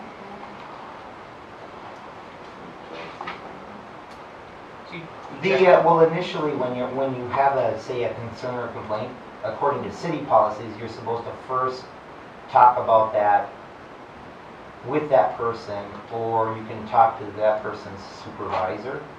And but so if you don't feel comfortable. Right, but you could bring in a third supervisor. So say you had a problem between I just was wondering if that was addressed in the. No, because the grievance again is only comes into play if a contracted employee files that grievance, and the contract their contract dictates what happens, and so does the city's policies. I mean, you have to have a grievance committee that's required by law, blah blah blah, but it is their contract that is dictating that this grievance be seen through by the grievance committee. You checked with other cities, you said, and there wasn't any other? No, I didn't see any from any particular cities. How about these are not like complicated steps. They're literally just 5 simple steps. How about with the Teamsters themselves? No, they didn't have a policy. Or the League of Cities? The League of Minnesota Cities. Nobody had that I found with like an official, because you're not actually. I couldn't find anywhere that says you're required to. And like as I said, I think at this point, I think what the council needs is one more time to review this, to check with the league ourselves and see what's out there, what's available. And then has Mr. Peterson reviewed this? He's reviewed this document.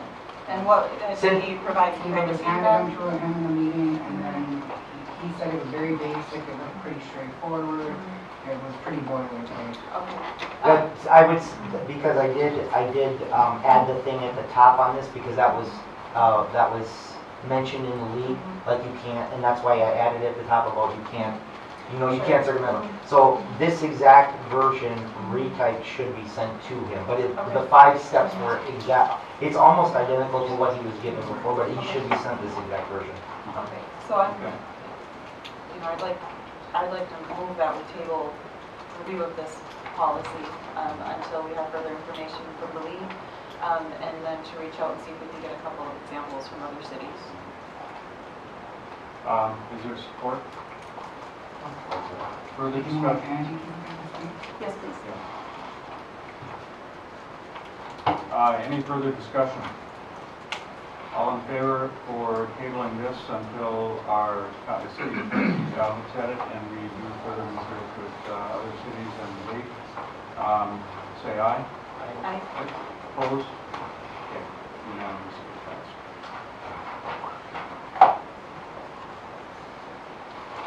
Okay, Steve, I think we were going to have you read your remedy of grievance. What do you want that is 5.4? Public input? Public input. Okay, public input policy, you're right.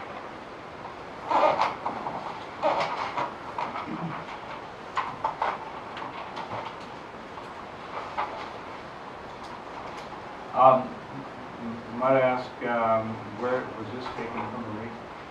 It was taken from another city. What city? I don't know off the top of my head, because I go back and look.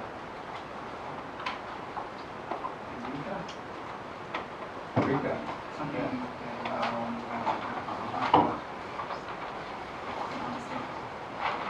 Okay, so is this going to, is this going to require anyone with public input to notify us beforehand that they have public input? I believe that's what it says. So the public agenda request form, Isn't that's separate though from the public input or the public comment? So this is a request for an item to be added to the agenda? No, this isn't a request to speak. it's not. It's a request to speak. Okay. It's all over the doc.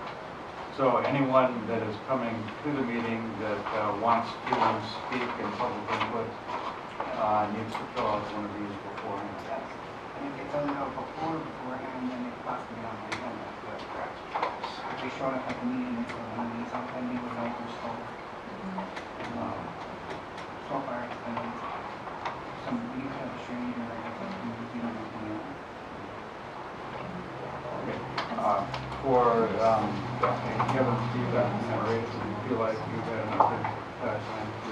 So I think what I'm taking pause is my intention bringing up having a policy is, other cities may use this, but I don't want it to be restrictive. I want it to be help enable people to bring input. And so I'm not ready to do anything with this at this point, I guess. I'd like to look into maybe because I don't want it to be, you have to do, these 5 things before you can come in. I want it to be easy, but I want it to allow everybody a fair go at speaking. And I'm concerned that this may be a little restrictive to that or be a barrier instead of a help. I'm always in favor of having at least a week or two to review something before we actually have to go through on it. So This was in the last packet. It was. So you had everything. But I don't think there's any urgency with it, so. But you may have brought up some very good points. Yeah, are you going to recommend tabling? Yeah, move to table until Okay. next Is there a meeting. second? I'll second that. Okay, any further discussion? All in favor, say aye. Aye. Opposed? Passed unanimously.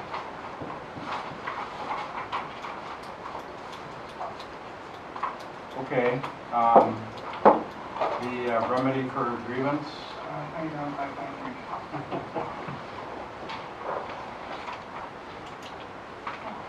The 5.3, my response, okay.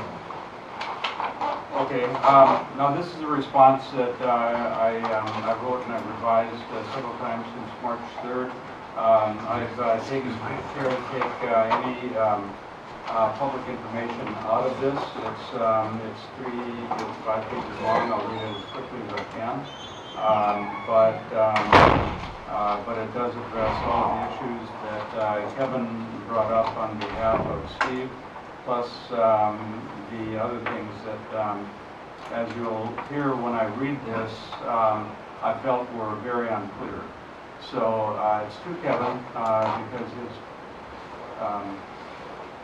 memorandum was to me, and copies to the city council, and I can pass these.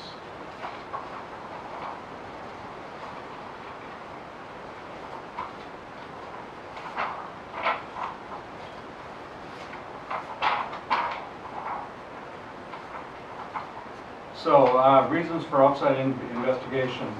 Kevin, these reasons for outside investigation and main complaints currently in process are extremely vague and remarkable for their lack of specificity. I need some more. Instances. And extraordinary innuendo and astonishing your unrelenting obsession or fixation with trying to find a conflict of interest on my part regarding Tower Harbor Shores.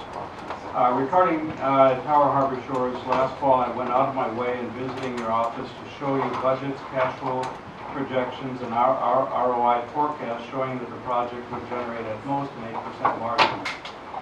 Further, I explained to you that the Tower Vision 2025 and Tower Harbor Shores had a dedication for using the so-called triple bottom line, people, planet, profit, concepts to roll profits into new city of tower development.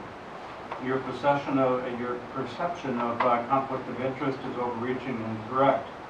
Your continued leadership in typecasting the Tower Harbor Shores project team as greedy and making millions of dollars at city expense shows your unwillingness to accept the factual evidence of financial projections of the Tower Harbor Shores project. Therefore, in your memo below, annotated with my replies and questions in italicized bold print, require a more specific and thoughtful approach on your part before I can give you more specific answers, quite specific anyway. Furthermore, until I receive a more specific list of concerns and eventually enter into potential discussions with a mediator, my answers will be somewhat brief and to the point, requesting specificity when warranted and reserve specific evidence that show the invalid nature of the allegations in your note. Orland Craigstead, March 3rd, 2019. Main complaints currently in process, and this first paragraph is from Kevin's notes. Number 1, official complaint from Steve Altenberg related to comments made to Rachel and Brooke by Orland after election, but before seating, which creates an adverse working relationship between the mayor and the fire chief ambulance director, which is problematic in looking at the city code of conduct / ethics guidelines. My answer is that the complaint alleges that I used the word sexist in describing the behavior of the fire chief and ambulance director. This is not a word that I would normally use and have no recollection of doing so. In the meetings cited in the complaint, I recall that I did mention that the city needs to have a no-tolerance policy toward bias in gender or racial discrimination in city departments. At the time of that meeting, I was aware of complaints. I have in red print here, the balance of this paragraph is removed since it addresses information from one or more individuals who have expressed such concerns but have asked for confidentiality and must come forward on their own accord. And I invite the person making the original allegation to tell me precisely the phrase that I used in the alleged defamation. Number 2, from Kevin, performance review of Linda Keith and the resulting grievance as breach of contract on the part of Orland. This was prompted solely by Orland, of which none of the councilors had approved of an investigation to begin with, which is problematic for several reasons, including a proper use of authority issue. In parentheses, Tower is a weak mayor model. I'm going to address that later on too. My answers. Number 1, the word investigation above should be replaced with due diligence. That is what this is. This was in fact, a performance review, the term proposed by City of Towers City Attorney, Andrew Peterson. This was not discriminatory action. In parentheses again, no other employees reviewed, since the clerk treasurer position is the only direct report to the city, the Towers City Council. Number 3, one of the first tasks to be performed, and this is really the essence of this, but one of the first tasks to be performed by either a sitting or newly elected mayor each year is to suggest appointments to open positions in a committee/commission's roster, the CCR. I began this work almost immediately using the CCR provided to me via email by the city clerk treasurer on November 14th. I immediately began finding discrepancies between the CCR provided to me by the clerk treasurer and the actual sitting committee commission members. I did extensive research, becoming increasingly concerned by what appeared to be discrepancies of the assigned positions and potential falsifications of an official city document. Having not met the Tower City Attorney and not fully aware of protocol and contacting him, especially since I had not been sworn in as mayor, and concerned for my own legal position, I contacted an independent attorney for advice. His advice was to wait until I was officially sworn in as mayor, and then again request that the city clerk provide the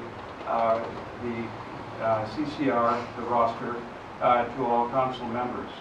The CCR provided after the new council was seated was precisely the same as I received on November 14th. That's when I realized that the newly seated council was expected to make decisions regarding important committee and commission assignments with faulty base information and could not make appropriate appointments to the commissions and committees. To avoid complicity, if in fact the altering of official city documents was occurring, it was my responsibility to bring this to the attention of the entire city council. Also, since I was officially sworn in as mayor of Tower, I had a duty to contact the Tower City Attorney for advice in taking next steps in action.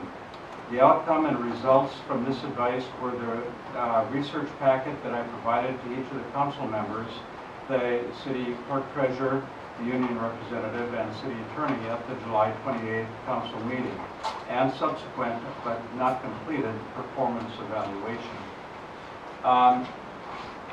So D, again from Kevin. Information from that meeting has apparently gotten to the public by some means in violation of the closed meeting. While unknown to us as to who that was, it lends argument to these issues being resolved independently.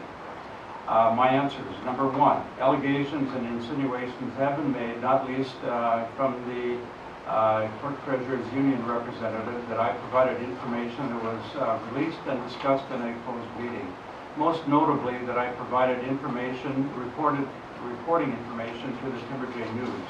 This has been denied by both the Timber Jay publisher, editor, and me. Without going into detail in an open report, I made it abundantly clear in my opening remarks at the January 28th closed meeting that the research presented was entirely my own and that research materials came from published city council minutes, information provided to me by the clerk treasurer, communication with affected individuals, and from published news media, one of which was in fact deeply involved in its own research, begun earlier than mine, and in some respects ahead of my own research. Similarities in reporting and in reports and reporting, mine and the news media, are not surprising given that all research material were from public records. Kevin, this is where you need to rethink and reconsider and understand what actually happened. At the number 3, at the appropriate time, there will be witness testimony provided that will show that the clerk treasurer disclosed information that occurred in that closed meeting to the general public. This information was relayed to me on the street by a Tower resident. Kevin goes on to say, related issues not formally documented yet. So this is very vague. Since these related issues, in quotes, are not formally documented yet, I have been advised that it is unnecessary to address them. However, for the sake of complete transparency and not to waste more city council time, I will make the following observations. Orland, number 1, Orland committing city funds without notifying the city or the clerk until after the fact, which is, as far as I know, against procedure. A, cost of a training session.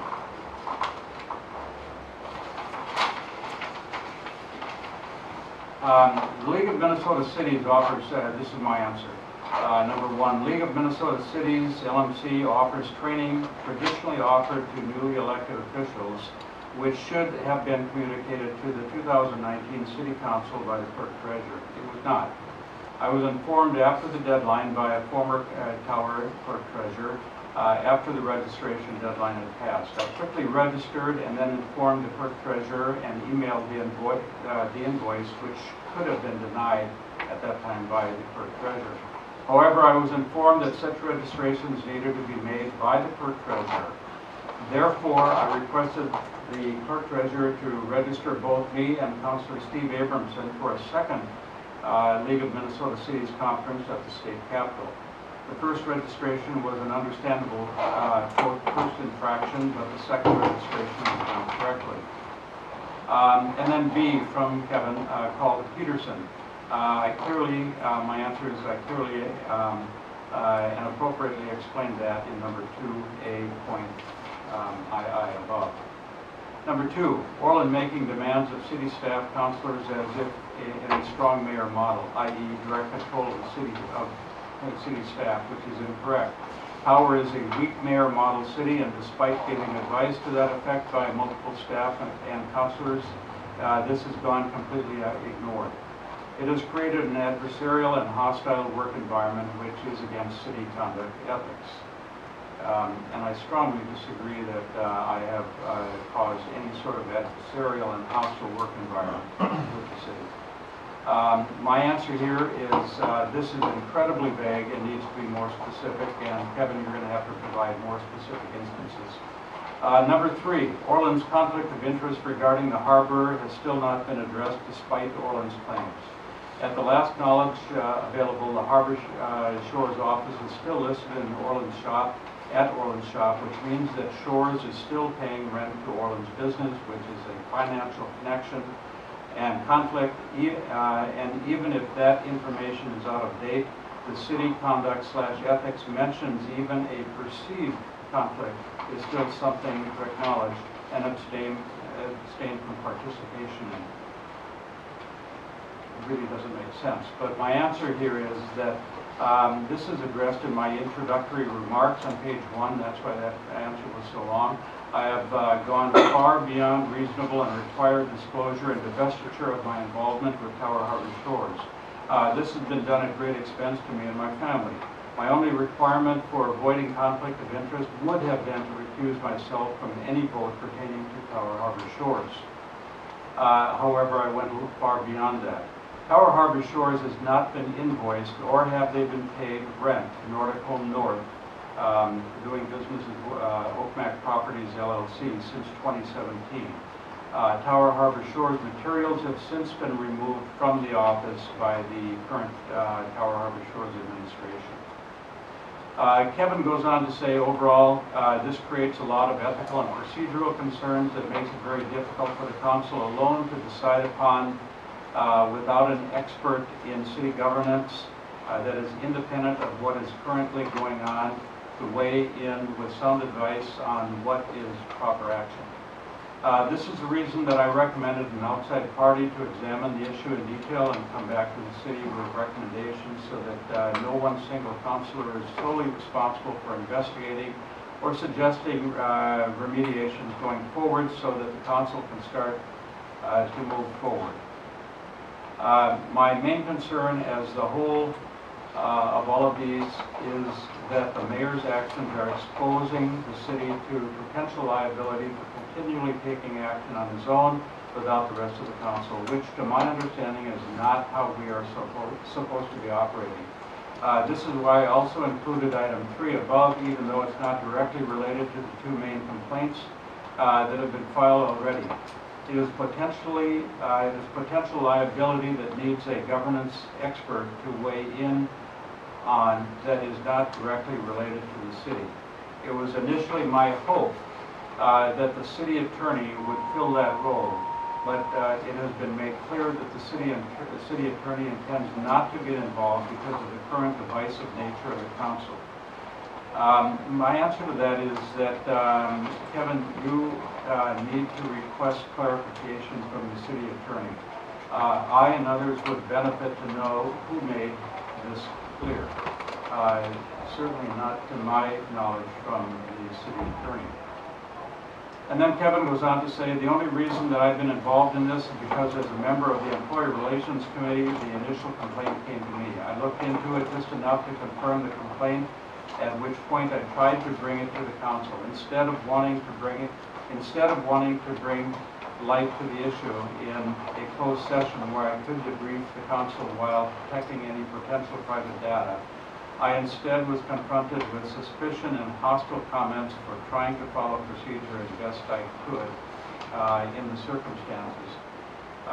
You really need, this is my answer, I really need detail provided. That's totally unfair to me, and I have no idea what you're talking about. Kevin goes on to say, at this point, I would still like to make the same recommendation that I did before, that an independent governance expert look at these issues to write up a set of conclusions and remediations in order for the council to put this to bed and start moving on. I simply don't have any comment on that. Kevin writes respectfully, Kevin Fitton, City Councilor. I write respectfully, Orland Frickstead, Mayor, City of Powell. The allegation here, the only one is the one that that was originally brought by the fire chief ambulance director.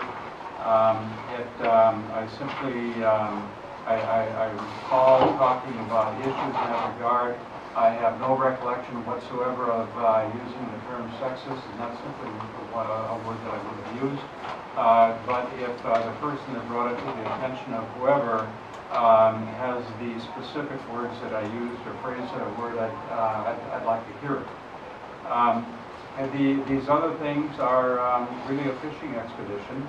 And regarding my former involvement with Tower Harbor Shores, I would welcome a person from the city council here to lead an effort with citizens of the community and ask me the questions that you feel you need to ask me about my divestiture of Tower Harbor Shores, my potential from having any benefit from the building of Tower Harbor Shores, or really any kind of, for example, rent, where we're actually losing the ability to rent out an office in our store because of this, but we are voluntarily doing that and foregoing that income, which would be nice to have.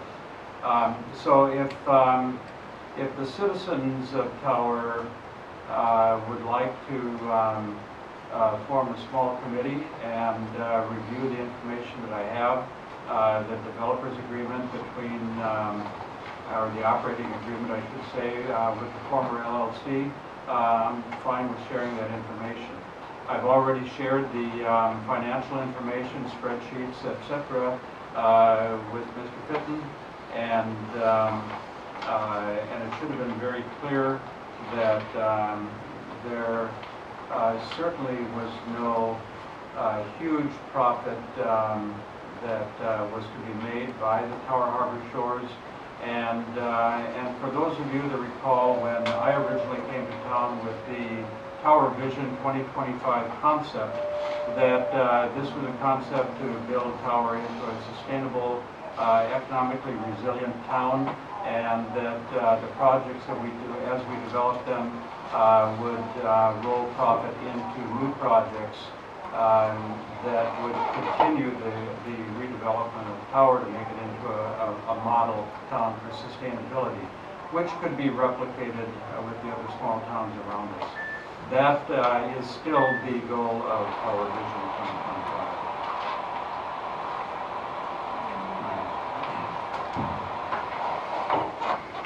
Entertain any questions? One question. Do we have a vote for the extension of timelines? How do they vote on it? Actually,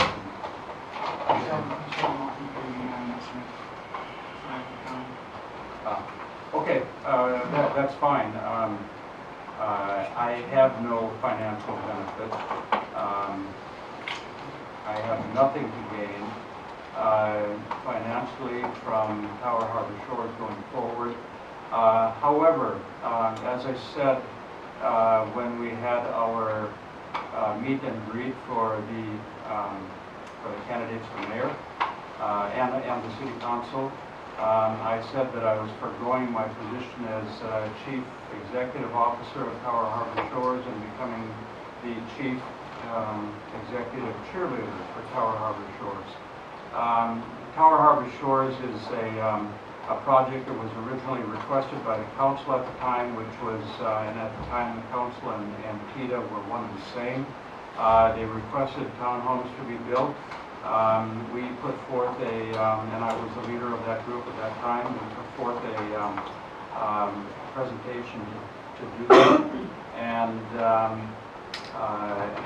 since that time, when the decision was made by my wife and I that I would run for mayor, we completely divested ourselves from that benefit, and there is nothing left. So, You know, the citizens of Tower voted, the majority of the citizens voted you as our mayor. They knew you had your involvement with Tower Harbor Shores. That was a given. So I don't even know why this is coming into play, except for somebody trying to sabotage everything. And I would like to ask you specifically, Is there Kevin. open public input now? I mean, I've been watching this for 2 hours. thank you. Well, then why are we doing it? Because people can't control Frustrated. themselves. Some people.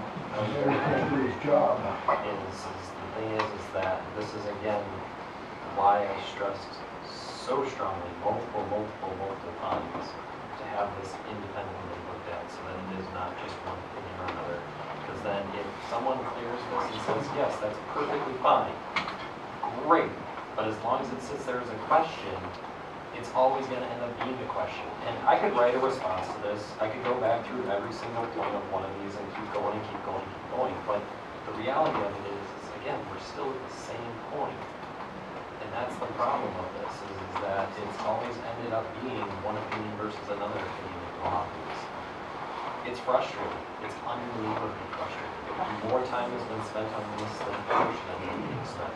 But when I get those complaints and other things that are brought to me, and it's questions that many times I have myself, is like just the example right here, is trying to stay out of things that are not supposed to be in terms of like voting for something that you had an obvious attachment to. But it's still, He ran on the platform that he was supporting it. That's very, It's the public. It's still a That begs the difference. It's still a perceived thing. You know, it's the ethics are sitting right up there on the wall. It does say real or perceived. Trying to follow, it's like trying to follow the rules, and then you see someone who you don't think is following the rules, so you speak up and say, I don't think this person is following the rules. And then you have a room full of people who will shout to the top saying that, well, no, but who actually can decide upon that in terms of actually being able to say, yes, this is good governance, no, this is not good governance. And there are a lot of questions that have never really been fully answered. And there's also been a lot of other things that have been like warped in things. This is that, you know, you just said it yourself, is that Orland was elected with a majority. That's not actually true. He was elected with a plurality. There were more people who voted for someone else than for him. But he did win the mayor's seat, which is perfectly fine. That's how the system is supposed to, that's how the system is supposed to work. But the point being is that there are probably just as many people in town who have just the same questions as well. But to sit there and attack someone for asking the question, saying, hey, could this please be cleared up? And asking multiple times, trying to please can we clear this up? I was attacking. We're just questioning. So we're questioning why I he's think, being questioned. Kevin, what is going to please you as far as proof that I'm not benefiting from Tower Harbor Shores. I can almost answer that in one way. Now that I have switched over to the city side and left everything else behind, you better believe that Tower Harbor Shores is important to this mayor and to this town. Linda can tell you, the clerk treasurer can tell you how much money has gone into Tower Harbor Shores over the last, what, 15 years? The bulk of the money has gone into the harbor project long before I became involved. But I think as mayor, it is incumbent upon me to make sure that that investment that this city has made in that important project that has visibility all over Minnesota, and I'm hearing that from meeting mayors from all over the city, I mean all over the state, at the various conferences that I'm going to. We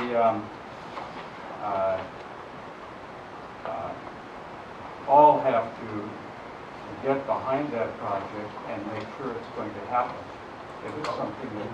I don't think anyone has ever not been behind this. I think that's, again, I think it's another mischaracterization. Even on the previous council, every single city council member that was sitting here in the last seating wanted this to be built. They wanted this to be done. They wanted to get done with this and move on. There's never been a question of that part. But the same point is that how you have some sort of accountability to make sure it's actually going to happen. And it took over a year and a half to get the redevelopment signed. It shouldn't have taken that long to do the redevelopment, we're getting into a debate. We do need to move on, and we can have another meeting on this. But you may recall the original promise from the city was that the city was going to take care of the infrastructure, the project was going to take care of the building, and the benefit was going to the city. If the project had been completed on time, the city now would be realizing in excess of $100,000 a year in real estate taxes, plus all of the benefit of the peripheral benefit of people living here, buying here, playing here, and enjoying all of the amenities of Tower. So hold on one second here, because you just said in a sentence, move on. Yes, please move on. Move on. But then you always are injecting the last thing each time. And how there was a hanging question there. That's what I responded to. Okay, we'll move on. Mr. Mayor, may I? Yes. I've lived in Tower for less than a year, and so I take it as a very big responsibility and compliment from the city that I'm sitting in this chair. And often I do a lot of observing and taking in what's going on here. And where my disappointment lies is I think this council, a lot of assumptions were made about each other coming into it, about who had what intentions and who wanted to see what happened. And a lot of these concerns that are brought up in here, I wonder how many of these could have been resolved at the point of contact with a simple conversation, with some communication. I think as a council we should be able to bring these matters to council meetings, but what we may have left from the beginning is the ability to be transparent and open because of preconceived notions about one another and what each is trying to accomplish there. So I have gone ahead, I've reached out to the League of Minnesota Cities and requesting that we have a representative come work with us. It's free, it's no charge. But I'm really worried that when we're talking about mediation, when we're talking about investigators, those aren't cheap expenses. And we're spending people's money on things that I think can be handled in conversations and meetings and times when we don't need to escalate to that level. But we have to somehow, hopefully, walk back and get to a point where we can have some open and honest conversations, lay it out on the table, and squash it. Because this is, this is where I feel things rise in here. This is where things get heated. This is right here, out of, I just dread seeing what's being said online in comments and things about our council, because I think we're all better than that. I think none of us here are professionally trained politicians.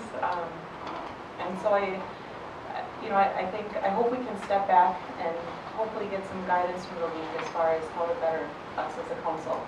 Because there are a lot of side comments, there are a lot of passive-aggressive comments that are made that we need to dispatch. Thank you. From the chamber, if anyone thank you. You jumped my. I was going to make that suggestion because thank you very much, Rachel. I would agree 100%. The only part is that right now the city is looking for investigators to investigate claims against the club treasurer right now. That's a separate issue, and let's. Like what you said, let's cut back. Let's, yeah. This for somebody else here? Yep, they will have one of their folks come up, so. I could remark this is positive, not argumentative, that Pamela Whitlock from the League of Minnesota Cities is in fact a mediator, and she comes up for free. And I would be just fine having her lead a dialogue with those involved, including me. She does education, not mediation. You asked me to reach Yep, out. yep, No, no, it's more like no, that. but just, yeah, Educational. exactly, education, yep. Yeah. Yep. Okay.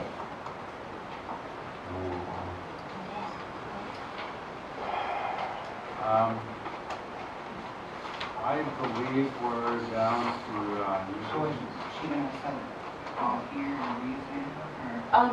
She wanted some more information from the, she wanted to set it a month or two down the road to let some other things settle. So she asked me for our council, our meeting dates and times, and I'll pass that on to her. Okay. Just making sure you don't have anything on this. Okay.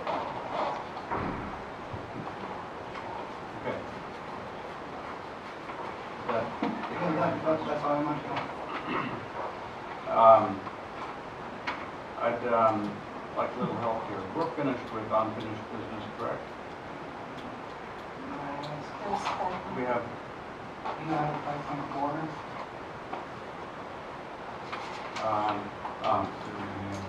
the reading of, yes, Steve, are you ready? Well, so I think I would ask the council to table this for the next meeting, and the reason is that when we started the grievance committee process, the union representative mentioned that he wasn't sure that the settlement had to be made public. And at the last grievance committee meeting, we had agreed to get an answer from the city attorney whether if the settlement is offered and accepted, does that have to be made public? Because we didn't want to just throw it out in public if there's a reason it should be. I don't know. Because I had read, and I didn't write it down, I believe it was one of the state statutes that once the settlement was reached, that it had to be made public. But I don't know that 100%. So we wanted to ask the city when I attorney. spoke with the city attorney yesterday, I'm sorry, on Friday, he said that this remedy for grievance needs to go to the city council. And he did not say closed meeting. Yeah, but the contract doesn't, their contract doesn't say that. Okay. So This remedy, even though it was prematurely sent to the union, Teamsters Union 320, this really carries no validity until it's approved by the city council. Well, again, that contract doesn't say that. And if you want to table this until the next council meeting, that's fine with me. I think it would be smart if you have a question. Resolved first to what you just said. That's not for sure a fact, what you just said. Yeah, I think you better wait till the city council gets back then. And then move on. Okay. How do we get that? I guess my point is that the remedies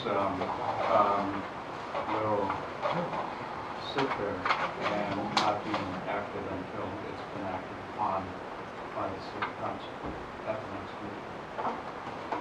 In the meantime, can we get feedback from Andy? How do we handle that? He'll be back. So the reason this was, there are timelines that you do have to have established for grievance committees. And the union already gave the grievance committee longer because the grievance committee got over a week of extra time trying to, one of the members wanted to talk to an attorney, get some answers to stuff or whatever. So we only had till the 19th. The grievance, or the union gave us till today at 3 p.m. to have our decision in writing, because we only had 10 days originally to have a decision in writing. So it's not something that you can keep pushing off. There is a timeline, and you have to follow that timeline. So that's why it was sent on Friday. You cannot you would be remiss if you didn't follow that timeline. So you can't just keep pushing it back.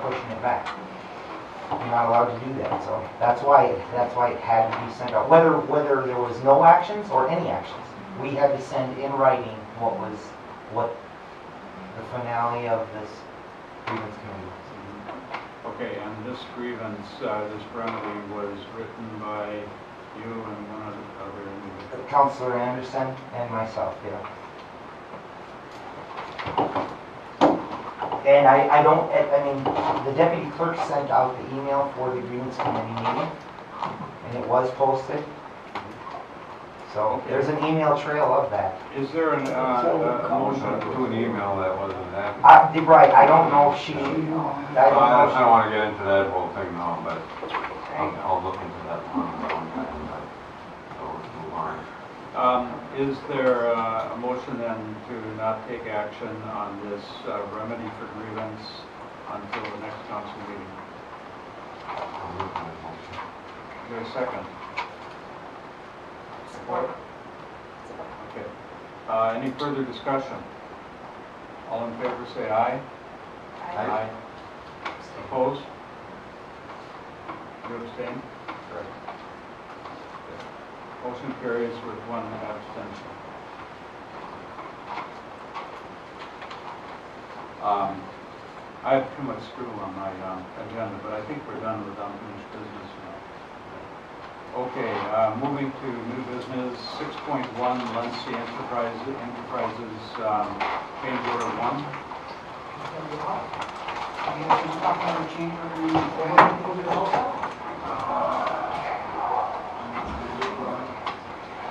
For $9,152, they could change some water service that was coming in, water service to accommodate the fact that we have welders and painters in here. We had to revise the dock on the loading grade, got a chance to look at the actual color that we lined up with the property. The fire hydrant that was originally installed had to be changed because of the location of the road. More on the water line. The paint booth required a higher electrical fee than what they were doing. And relocating some dock light fixtures. Make it better. Okay, is there a motion to approve? So moved. Is there a second? I'll second. Discussion? All in favor say aye. Aye. Opposed? It's unanimous.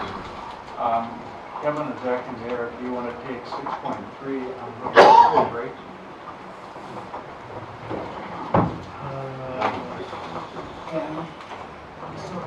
6.2 got moved to 5.1. 6.3, TNT Aggregates final pay estimate. This is for the old church. This is their final, they're done with their project. This would fully expend the grant and actually it does go over. You'll see a summary of the project that I put in your packet there. So I will have to be requesting some funds. Here, I'll give them $100 grand.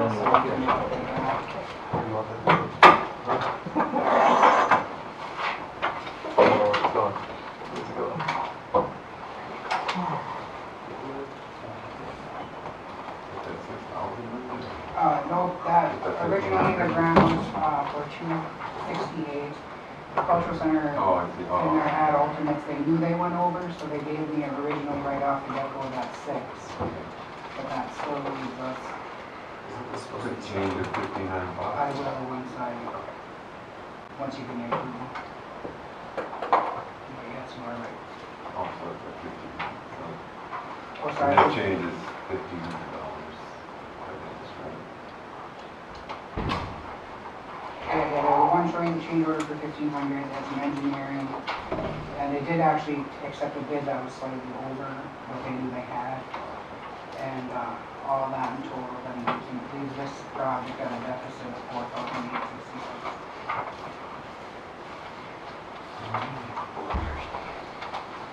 So I need a motion to approve that pay estimate and request those funds.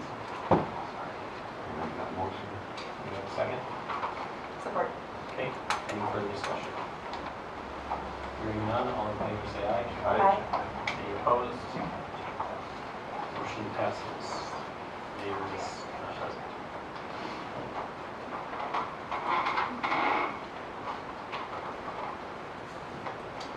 Uh, 6.4, remove Steve Abrahamson from temporary data practices officer. Fired actually got hired. The attorney had called me last week after he had received some requests, and he had had a change of heart in his original answer that Steve covered for me and the one that involved some private data, and he has now said that Steve should not have filled that role, it would have to be another employee. So the attorney actually took up the cause because there is no other employee that would have the right to respond or the knowledge to respond. So it's Andy advised that we just form up a legal scheme. So it's going to be the attorney responding? Yeah, and he did already. Okay. So I moved to remove Steve as the temporary data practices officer. I'll second. Any further discussion? Hearing none, all in favor say aye. Aye. Any opposed? Hearing none, motion passes. I wasn't sure what that was all about, but when Steve said yes, I decided yes. 6.5, okay. So the mayor's legislative conference input, this has been a long meeting, so I'm not going to take very much time on this. I just simply wanted to pass on information. I attended a rally at the state capitol on Thursday last week. It had mostly to do with the transportation bill and the potholes. 85% of the cities in Minnesota do not get any state aid for fixing potholes or street repair. They're actually calling for a resolution supporting the bills that are supporting the streets and pothole repair. I don't have that resolution, but they do have it out on their website. And I do have information for anyone to look at here. You might say that I'm not fully prepared for this one because I don't have the resolution. But if this council feels that we should support the League of Minnesota Cities to bring road repair to small cities like Tower, I can put that resolution together and we can send it down to them. But I do have to point out that I don't have the specific resolution, but they are in support of lead supported solutions, House Bill 1288, 1095, and 846, and Senate Bills 1269, 1271, and 1228. Now, the League of Minnesota Cities is not specifically supporting the 20% increase in gas tax. They're leaving that open, but they are saying that cities like Tower need to have support for this kind of road repair. I'm going to just lay these out here, and I'll lay these pictures out as well. What many of the mayors did, including me, we took a piece of a pothole from our cities and put it on display. And that's what these pictures are. Steve, you'll be maybe happy to know that I took a piece of a pothole in front of the fire hall. And that's the one that's got the Tower name on it here. But those are the pictures. There's one picture of a car that's actually sunk into a pothole, and there's one hubcap that's busted from going through a pothole. Most of the rest of them are like Evie's, quite a bit larger pothole piece. But that's what the meeting was about. I have to say that the League of Minnesota Cities, I've heard a lot of good news about them, a lot of good, really positive comments about the work that they do, and I'm finding that out to be true. I hope to continue being involved in the League of Minnesota Cities. I met some mayors there that, for example, the city of Minnetonka, who came up to me, and after I gave my little piece about Tower and having a very small contingent of taxpayers paying for city streets that have traffic coming through them. Anyone going to Ely is going through Tower. Anyone going to the new state park is going through Tower. And Brad Wearsome at the city of Minnetonka with 50,000 some residents said they have the same exact thing. Several of these mayors want to come up and see the work that we're doing in Tower and see as we progress. So it was a very good meeting in that regard. But the specific reason for this was a transportation bill and getting small city funding for street and pothole repair. So that's and any media that wants one of these pictures, I can send them the email pictures if they want to do a story on that.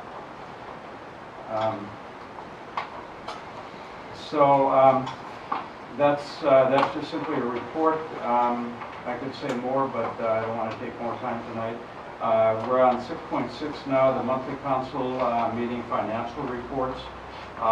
Personally, I've led lots of councils, and for 8 years I was the head of 2 foundations that I led. I've never led a meeting, that kind of a meeting, without having a financial report to let our board members know where we are and how we're doing financially. I think that it's important that we at the City Council get a picture of where we are financially every month. I'd like to see personally a cash flow report. I'd like to see the revenues and expenses, and have them in a quite a simple format. Not I don't want 20 pages, but I want a couple of pages, maybe even similar to what Steve puts together for his fire and ambulance reports. But I would like this to begin next month, and I would say starting out with cash, so that we know where we are with cash, what we have to deal with, and then a cash flow forecast for the balance of the year. I would say a running year, so there would be always 12 months ahead. Any comments? Yes, we want to have some of that data. Very good. Expenses and revenues sheet every month back in the day. And other cities typically use a finance committee, which might be more appropriate. So how would they? They would look over, maybe if you guys come or anybody are always looking at it, maybe show streamline and keep them moving. So what is Part of the reason that I got this idea was going through and actually reading minutes from 2004 on, and I saw, as Steve says, there were financial reports, and I thought those were very informative. And like I said, the foundations that I ran, and there were two of them, we couldn't really run those foundations without knowing precisely where we were with fundraising and expenses. So I think that we need to develop that. If we don't have that information now, it has to be available. And we need to develop that. Now, I also have brought up the idea of having a finance committee. In the time that I talked about having it, I was thinking of connecting it with PETA, but that wouldn't necessarily be necessary. Maybe I could ask, what is our cash position today for the, do you have a number? What do we have in the? I don't have a clue. Exactly what our cash amount is? Well, not exactly. Let's say I don't know. Don't have it. I don't want to say, but I think, last meeting, I had that stack that I went through and I signed all the vouchers, and there just simply wasn't time to go through all of them and see what they were for, and some of them were personal, so there were ones that I shouldn't look at, but there's no private data in those facilities. there were some that you said you don't look at the back sheets. There's no private data in the bills that we sign anymore. Oh, anymore? Right, we've taken measures to safeguard that. Okay, because of me? It's just because. Okay. All right. Okay. But there just simply isn't any reason why we can't have a report that gives us a picture of the financial health of the city at any given time. For example, the fund balances. I think that those are very important. As you know, I've spent some time with the auditors. Right, I can only give you fund balances on your. Tired of hearing excuses. Really tired. Okay. I'd like not to have interruptions from the audience, thank you. But let me, Steve, you have experience with this because back in the day, as you said, you had financial reports. We had a revenue sheet and an expense sheet. Okay. It just kind of broke down the departments, if I remember. We still have that. Oh, yeah. Is that something you? Yeah. That's fine. I think that would be probably enough for me to, yeah, just to kind of get used to things again. Okay, so at the next meeting, which I think is the 8th of April, I would like to have those, you have those reports, so I would like to have those on the treasurer's report. And, but then I would ask you also to just be prepared for questions, because questions will come on upcoming expenses, and we have one coming up here on the agenda tonight. So I'm willing to leave it at that. I don't know that we need a motion for that. There's by consensus and agreement from the clerk treasurer that we will get a financial report the next time, and we will adjust that as we feel a need to do so. I am trying to move this along. So the next point is number 6.7, ambulance delivery dates and payment schedule.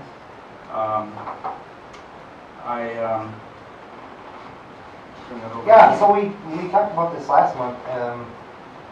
We pay for it as what's for it? There is no exact schedule because the chassis, well, I got an update actually Thursday morning. I called to see. The chassis was on its way to good. So I would imagine within the next month or whenever they decide to forward the bill for the chassis, they'll send us the bill for the chassis. And then once the four-wheel drive is put on, but that could be next month or the month after that or the month after that because they're extremely backed up right now. So just as the, the chassis got held up for a couple of months to get it built. So there is no exact schedule. There's no, we'll get it built, and then the final payment for the ambulance itself will be when it's picked up, when it's done. Okay. Which because we don't know exactly each piece of the puzzle, there is no exact date. Okay. I think if you can give us ballpark dates for delivery and where we are with the delivery of the ambulance at these meetings, that would be helpful to me. But you answered only part of the question. Where is the funding coming from? So you're going to make maybe 4 payments between now and delivery, and as I understand it, there has not been any deposit made. So it was ordered without deposit. Correct. Okay. Is that usual? Yep. For the ambulances, and fire trucks, they pretty much don't expect you to stiff them on it. So they will. They might even sit on the chassis bill for a couple months, but Okay. So we have 4 payments coming. Maybe it's 5. 3 or 4. Yeah. The chassis, the 4-wheel drive, and the final bill. So at least 3. Okay. We don't know what our cash position is to date. If there was a bill that came in next week, where would those funds come from? I mean, we're talking about a $249,000 unit, as I understand it. Yep. And so the first payment would be, let's say, $75,000. The chassis bill is going to be 30-something thousand because it's like 32 and change plus the shipping. So. Okay. So my question is, where does that money come from? From the ambulance subsidy money and the ambulance fund. Okay.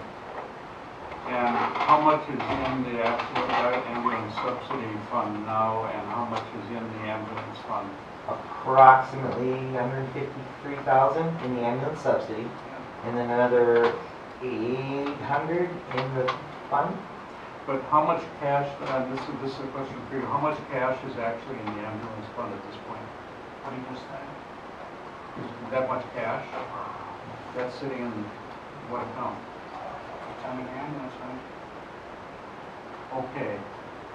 So we have, and that's 886, did you say? No, I'm going to say roughly, because I haven't looked at it since the end of January, I think. But the auditors are working on their cleanup of 2018 right now. Mm-hmm. So I don't know what the end of 2018 actually is until they come back and get the report to the city. But roughly 800,000 in the ambulance fund, and 153,000 of ambulance subsidy. Oh, wait, no, I'm saying that wrong, because 140 of that 800 is insurance money, right? So 140 has to go to a building.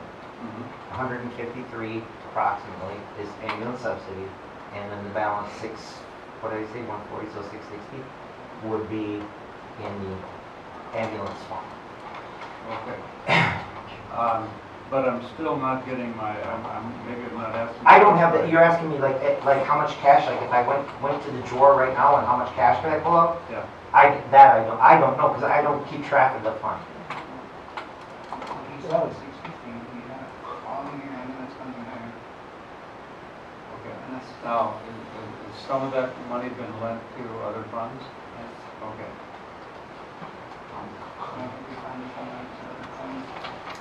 Okay.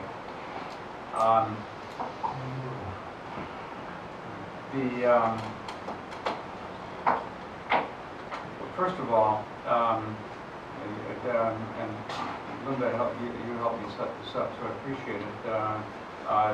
Councilor Abramson and I did have a meeting with the auditors, so we kind of know where we are and what to expect. I did talk to them again, and they finished up the audit, and they would be ready to do an initial review, a staff review of the audit within the next week or so.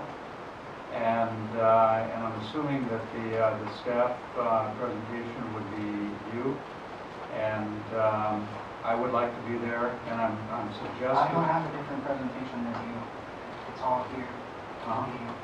Okay, but the question is this. Is there a preliminary meeting with the auditors where only staff is present? No. So the first meeting of the auditors is with the entire council? Correct. It's presented to you and to me at the same time, Okay. on April 8th. On April 8th, so that will be at the first council meeting of April? Okay, great. That's what I had figured, and Devin as well, so that's super.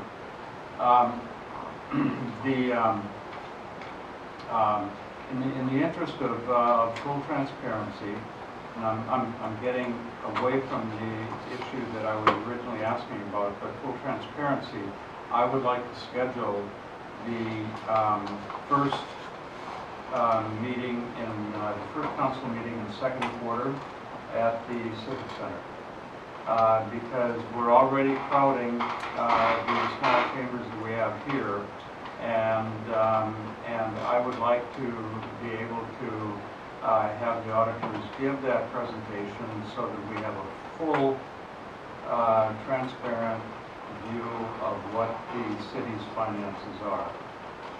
We always do. We always come here and Okay. do it. Okay. Then the only change then that I'm asking for is that we schedule the next council meeting at the Civic Center. That would be a huge undertaking. I think we're up to it.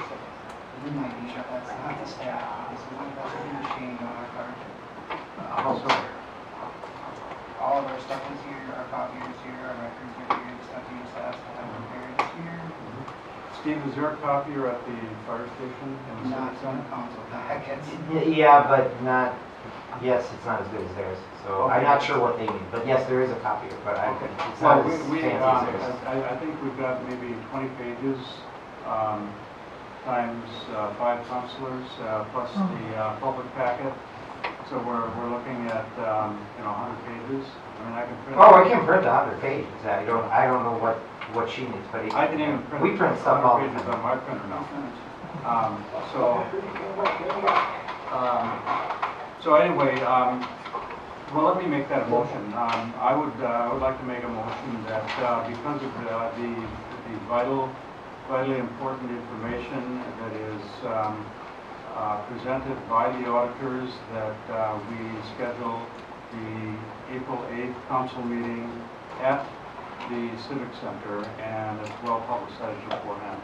And that's a motion for me, so I'm just looking for support. Support for discussion. Okay. Is there any discussion? What other barriers do you see present as far as having it at the Civic Center? How do you make it challenging for some to staff? We're just getting ready for the meeting period. All of our stuff is here, all of our meeting is here. There is complaints that it isn't acoustically friendly, the heater once it starts up or whatever, so I don't know if that was what that is. Is there any PA system of any kind in the Yep. Civic Center? So we would have the PA center set up, and I'll make sure that there's refreshments and cookies available. Okay. So any further discussion? Is there internet access in the Civic Center? Okay. Are there any other decrements? We're gonna have to close City Hall early, go down your time. I was going to bring that up. Thank you, Kevin. Thank you very much. I was going to suggest that we announce beforehand in plenty of time so that it doesn't become a special meeting, that we schedule the council meeting for 6 o'clock. That gives you an extra half hour up here. Let's keep it at the same time as our locked in or 5:30. Okay. With that extra time. Okay, so the next, then the motion on the floor, and we'll vote on it now, is that the next council meeting on the 8th of April will occur at the Civic Center. We'll set up beforehand refreshments, have it well publicized, and we'll have it at 5:30. All in favor, say aye. Aye. Opposed? Very good, unanimous. So, back to the delivery dates and the payment schedule. Steve, will you have that information available for the ambulance and just a status report on? Yeah, like I said, on Thursday morning, I called and the chassis was in transit to the four-wheel drive. If there's something else that by next month meeting that's happened, I can let you know, but if you don't hear from me, I mean, nothing's changed. Okay. So, as I mentioned, one of the things that was very helpful for me, both with the League of City Mayors and the Minnesota League of Cities, and also getting to know some of the the township administrators and the cities and our two big sister commerce centers, Virginia and Ely and Virginia, I've been getting a lot of really good information, learning a lot from them. And I would like to schedule a meeting for within the next 2 weeks with Larry Puppy, the mayor of Virginia, and the ambulance director, fire director, Ellen Lewis, and Britt, and I can't pronounce the last name, but she's the city administrator of Virginia. And I'd like, I really want you to be there, Steve, because you represent us in the ambulance and the fire. I want to learn more. You gave us a very good presentation of the facilities here. Virginia is now got a bill before the legislature to have a public safety building with a training center and everything there. I want to learn more about that, and I think it can be much more effective if you join us. So I'm hoping that you'd be willing to do that. So you want to have a meeting with them to discuss? Just I want to know much more about the regional ambulance and fire department service. It's what they're calling the fire district. Well, and believe me, I've got a lot to learn, so I say that readily. Yeah. So yeah, there's two different. There's fire and there's ambulance. So if you wanted to get a lot of information from a lot of people at once, the best. I mean, there's nothing wrong with meeting with Alan and Mary, but I mean there's a group that gets together for that as well. There's one for fire and one for ambulance, and that would be the ambulance directors.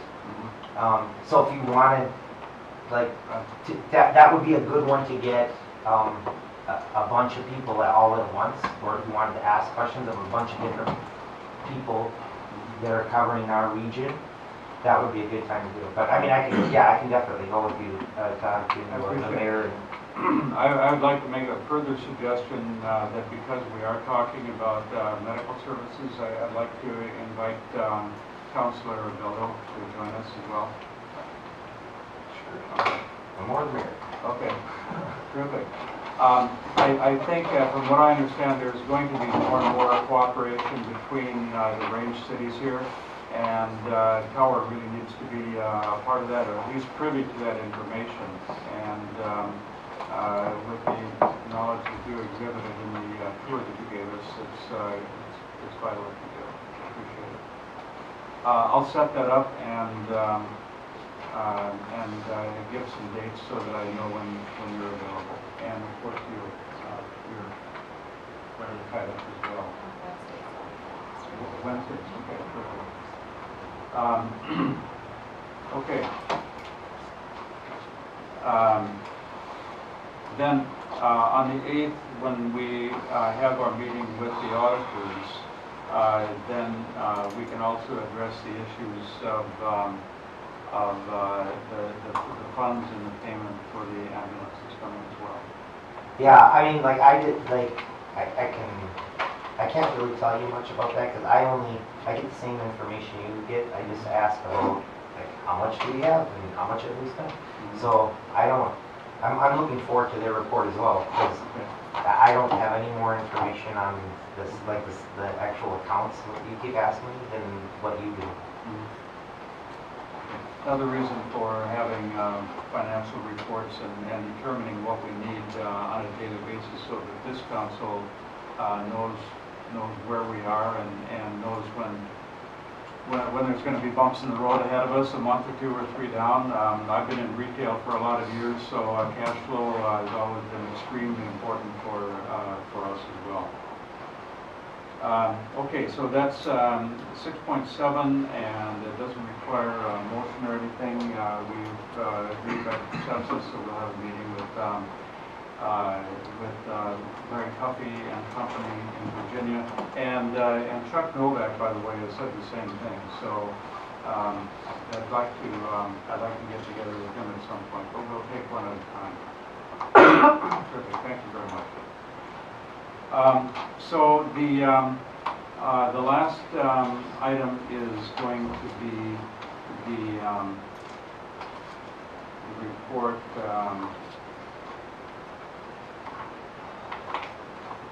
on the investigation into the security breach, and I have a one-paper handout for each of us.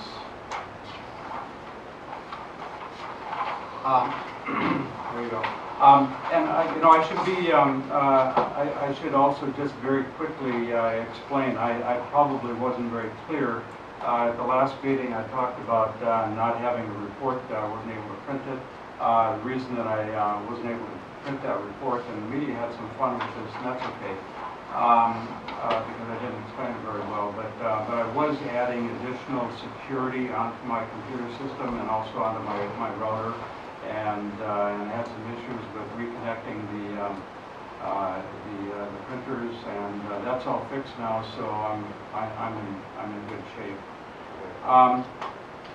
So the forensic investigation, after the council gave me permission to contact Dustin, the email provider, I did contact him, and I brought with me someone else who has the same kind of expertise and background that I have, Michael Wood.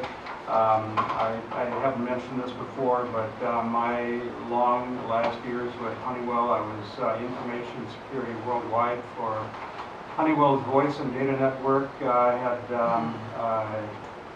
the information security responsibility for the proprietary HDN, the data and voice networks, and computer security. And I stuck pretty close to my team over the years. I had one other individual with whom I did a lot of security presentations, especially in Norway when I was still with Honeywell. The technology changes, but the concepts don't, and you sort of you know what you have to check when you're looking for these sorts of things. So I'm going to read this report very quickly. It's I call it a forensic investigation into email security breach, final report. A security breach was discovered by Orland Pringstead when he realized that his read status of some of the emails in the account orland@cityoftower.com went from unread to read without any action on his behalf. There was computer, screen recorder video evidence of this. With approval from the Tower City Council, Pringstead obtained a log from the email provider which shows the activity on this account from February 10th to March 13th. By studying the video evidence and the log, we've reached the following conclusions. A large number of IP addresses have been used to access or log into the email account orland@cityoftower.com, and there's a list of IP addresses at the end of the report. A large portion of these addresses are legitimate addresses used by myself in various locations that I visit regularly. My own home, Nordic Home North, our business, the retail store, the Margin Motel, and during some of the travels that I've made over the past 2 months. Some of those, a couple of those are still unidentified, but they can be assumed to be at the in Brainerd at the conference that I attended for LMC. 2 addresses have been used for illegitimate logging into and downloading emails from the account. There are 3 IP addresses that have accessed and downloaded emails from the account orland@cityoftower.com. These are, and I'm not going to read the IP addresses, but they're, the ones, the first one is 96.2.131.34, so now you know why I'm not going to read all of them. The first 96 dot is the public IP address of the Kingston residents in Tower, and the second 64 is the public IP address for the Tower City Hall network. We also looked at who the providers were. Consolidated Telephone is one. Of course, Midco is one. Frontier is one. There's several others. There's some Comcast as well. The third address beginning with 172 has not yet been identified. But these addresses have all been accessing the account consistently throughout the period covered by the log. In order to log into and download emails from an email account, one must know the account's password. Only 2 people should have known the password to the above account during this period. The Tower City Clerk, Linda, who requested the account and password from the City of Tower ISP service, HeckBytes, and myself, who was provided with the password also by Linda. No one else knew the password. I should point out at this point that I'm simply explaining the information that I discovered during this research and not making any accusations. That's not for me to do. This makes it clear that somebody with knowledge of the password to orland@cityoftower.com has used a computer connected to the Tower City Hall network to log in and retrieve the emails from this account. This has been going on for the whole duration of the time covered by the log. More than 50 emails were retrieved by the City Hall IP address during this period. Kingston has not had access to City Hall network before March 19th. You recall I didn't have keys for the building, and I never had access to the Wi-Fi in the building. When Kingston obtained the necessary Wi-Fi password while working for the first time in the Tower City Hall Mayor's office outside of the general office area, it left really just 2 people. It leaves Linda Keith as the only one with knowledge both of the email password and access to the City Hall computers. The last login from the City Hall IP address is on March 11th at 8:36 p.m. There are no illegal attempts from any IP address after that time. This was about the same time the council meeting was adjourned after I announced the security breach. So after I announced at the last meeting the security breach, the break-ins ceased to happen.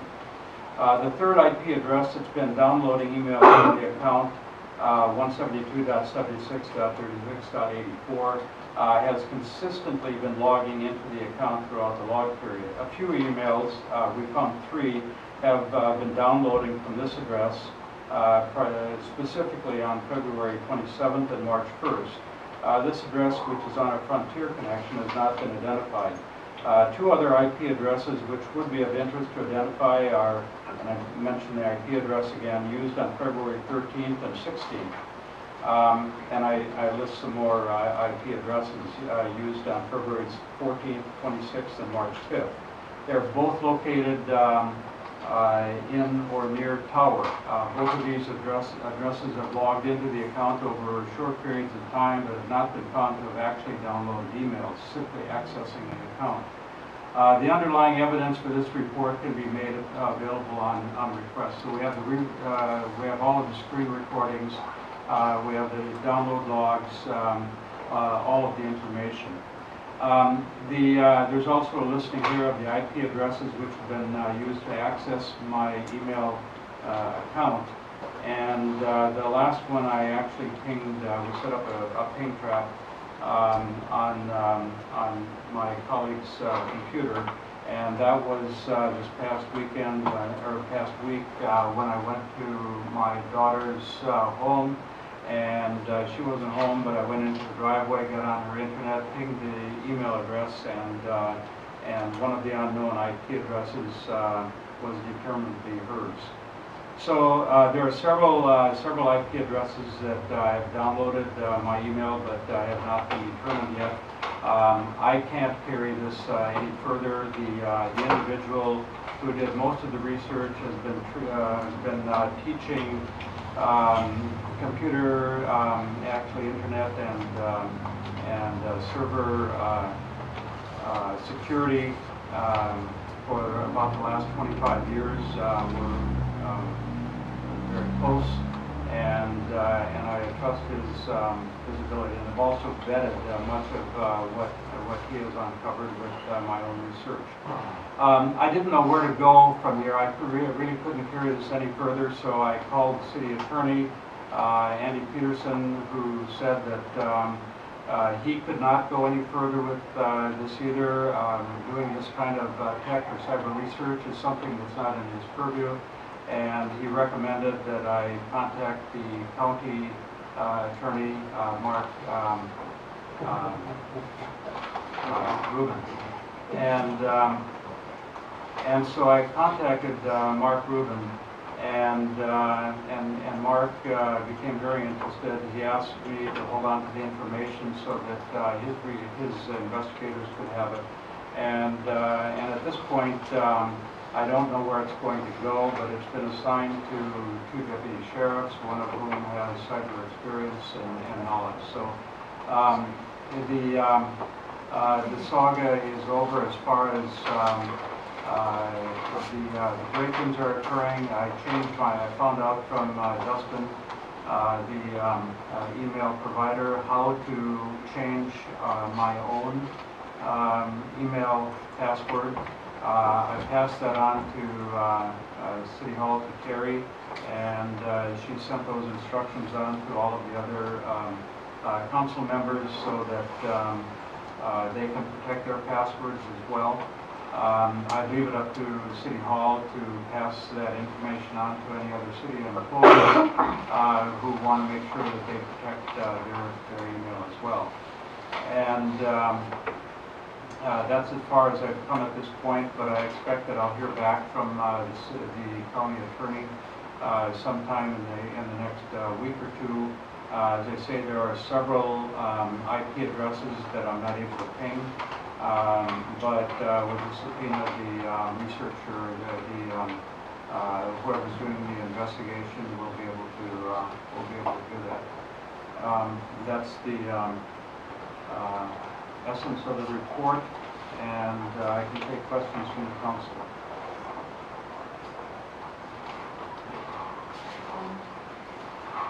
Okay, so I will keep you informed, and I was told by Mark Rubin that I should spread the word that any email that has been accessed, any of my email that has been accessed, hopefully will not be eliminated from any computer that has access to my computer and open my email, because that would be obstruction of justice, and you know where that goes. So that's the end of that report. There's no other questions. That's the last agenda item, except if somebody wants to adjourn this meeting. I hope you all had a bite to eat before you came to the meeting.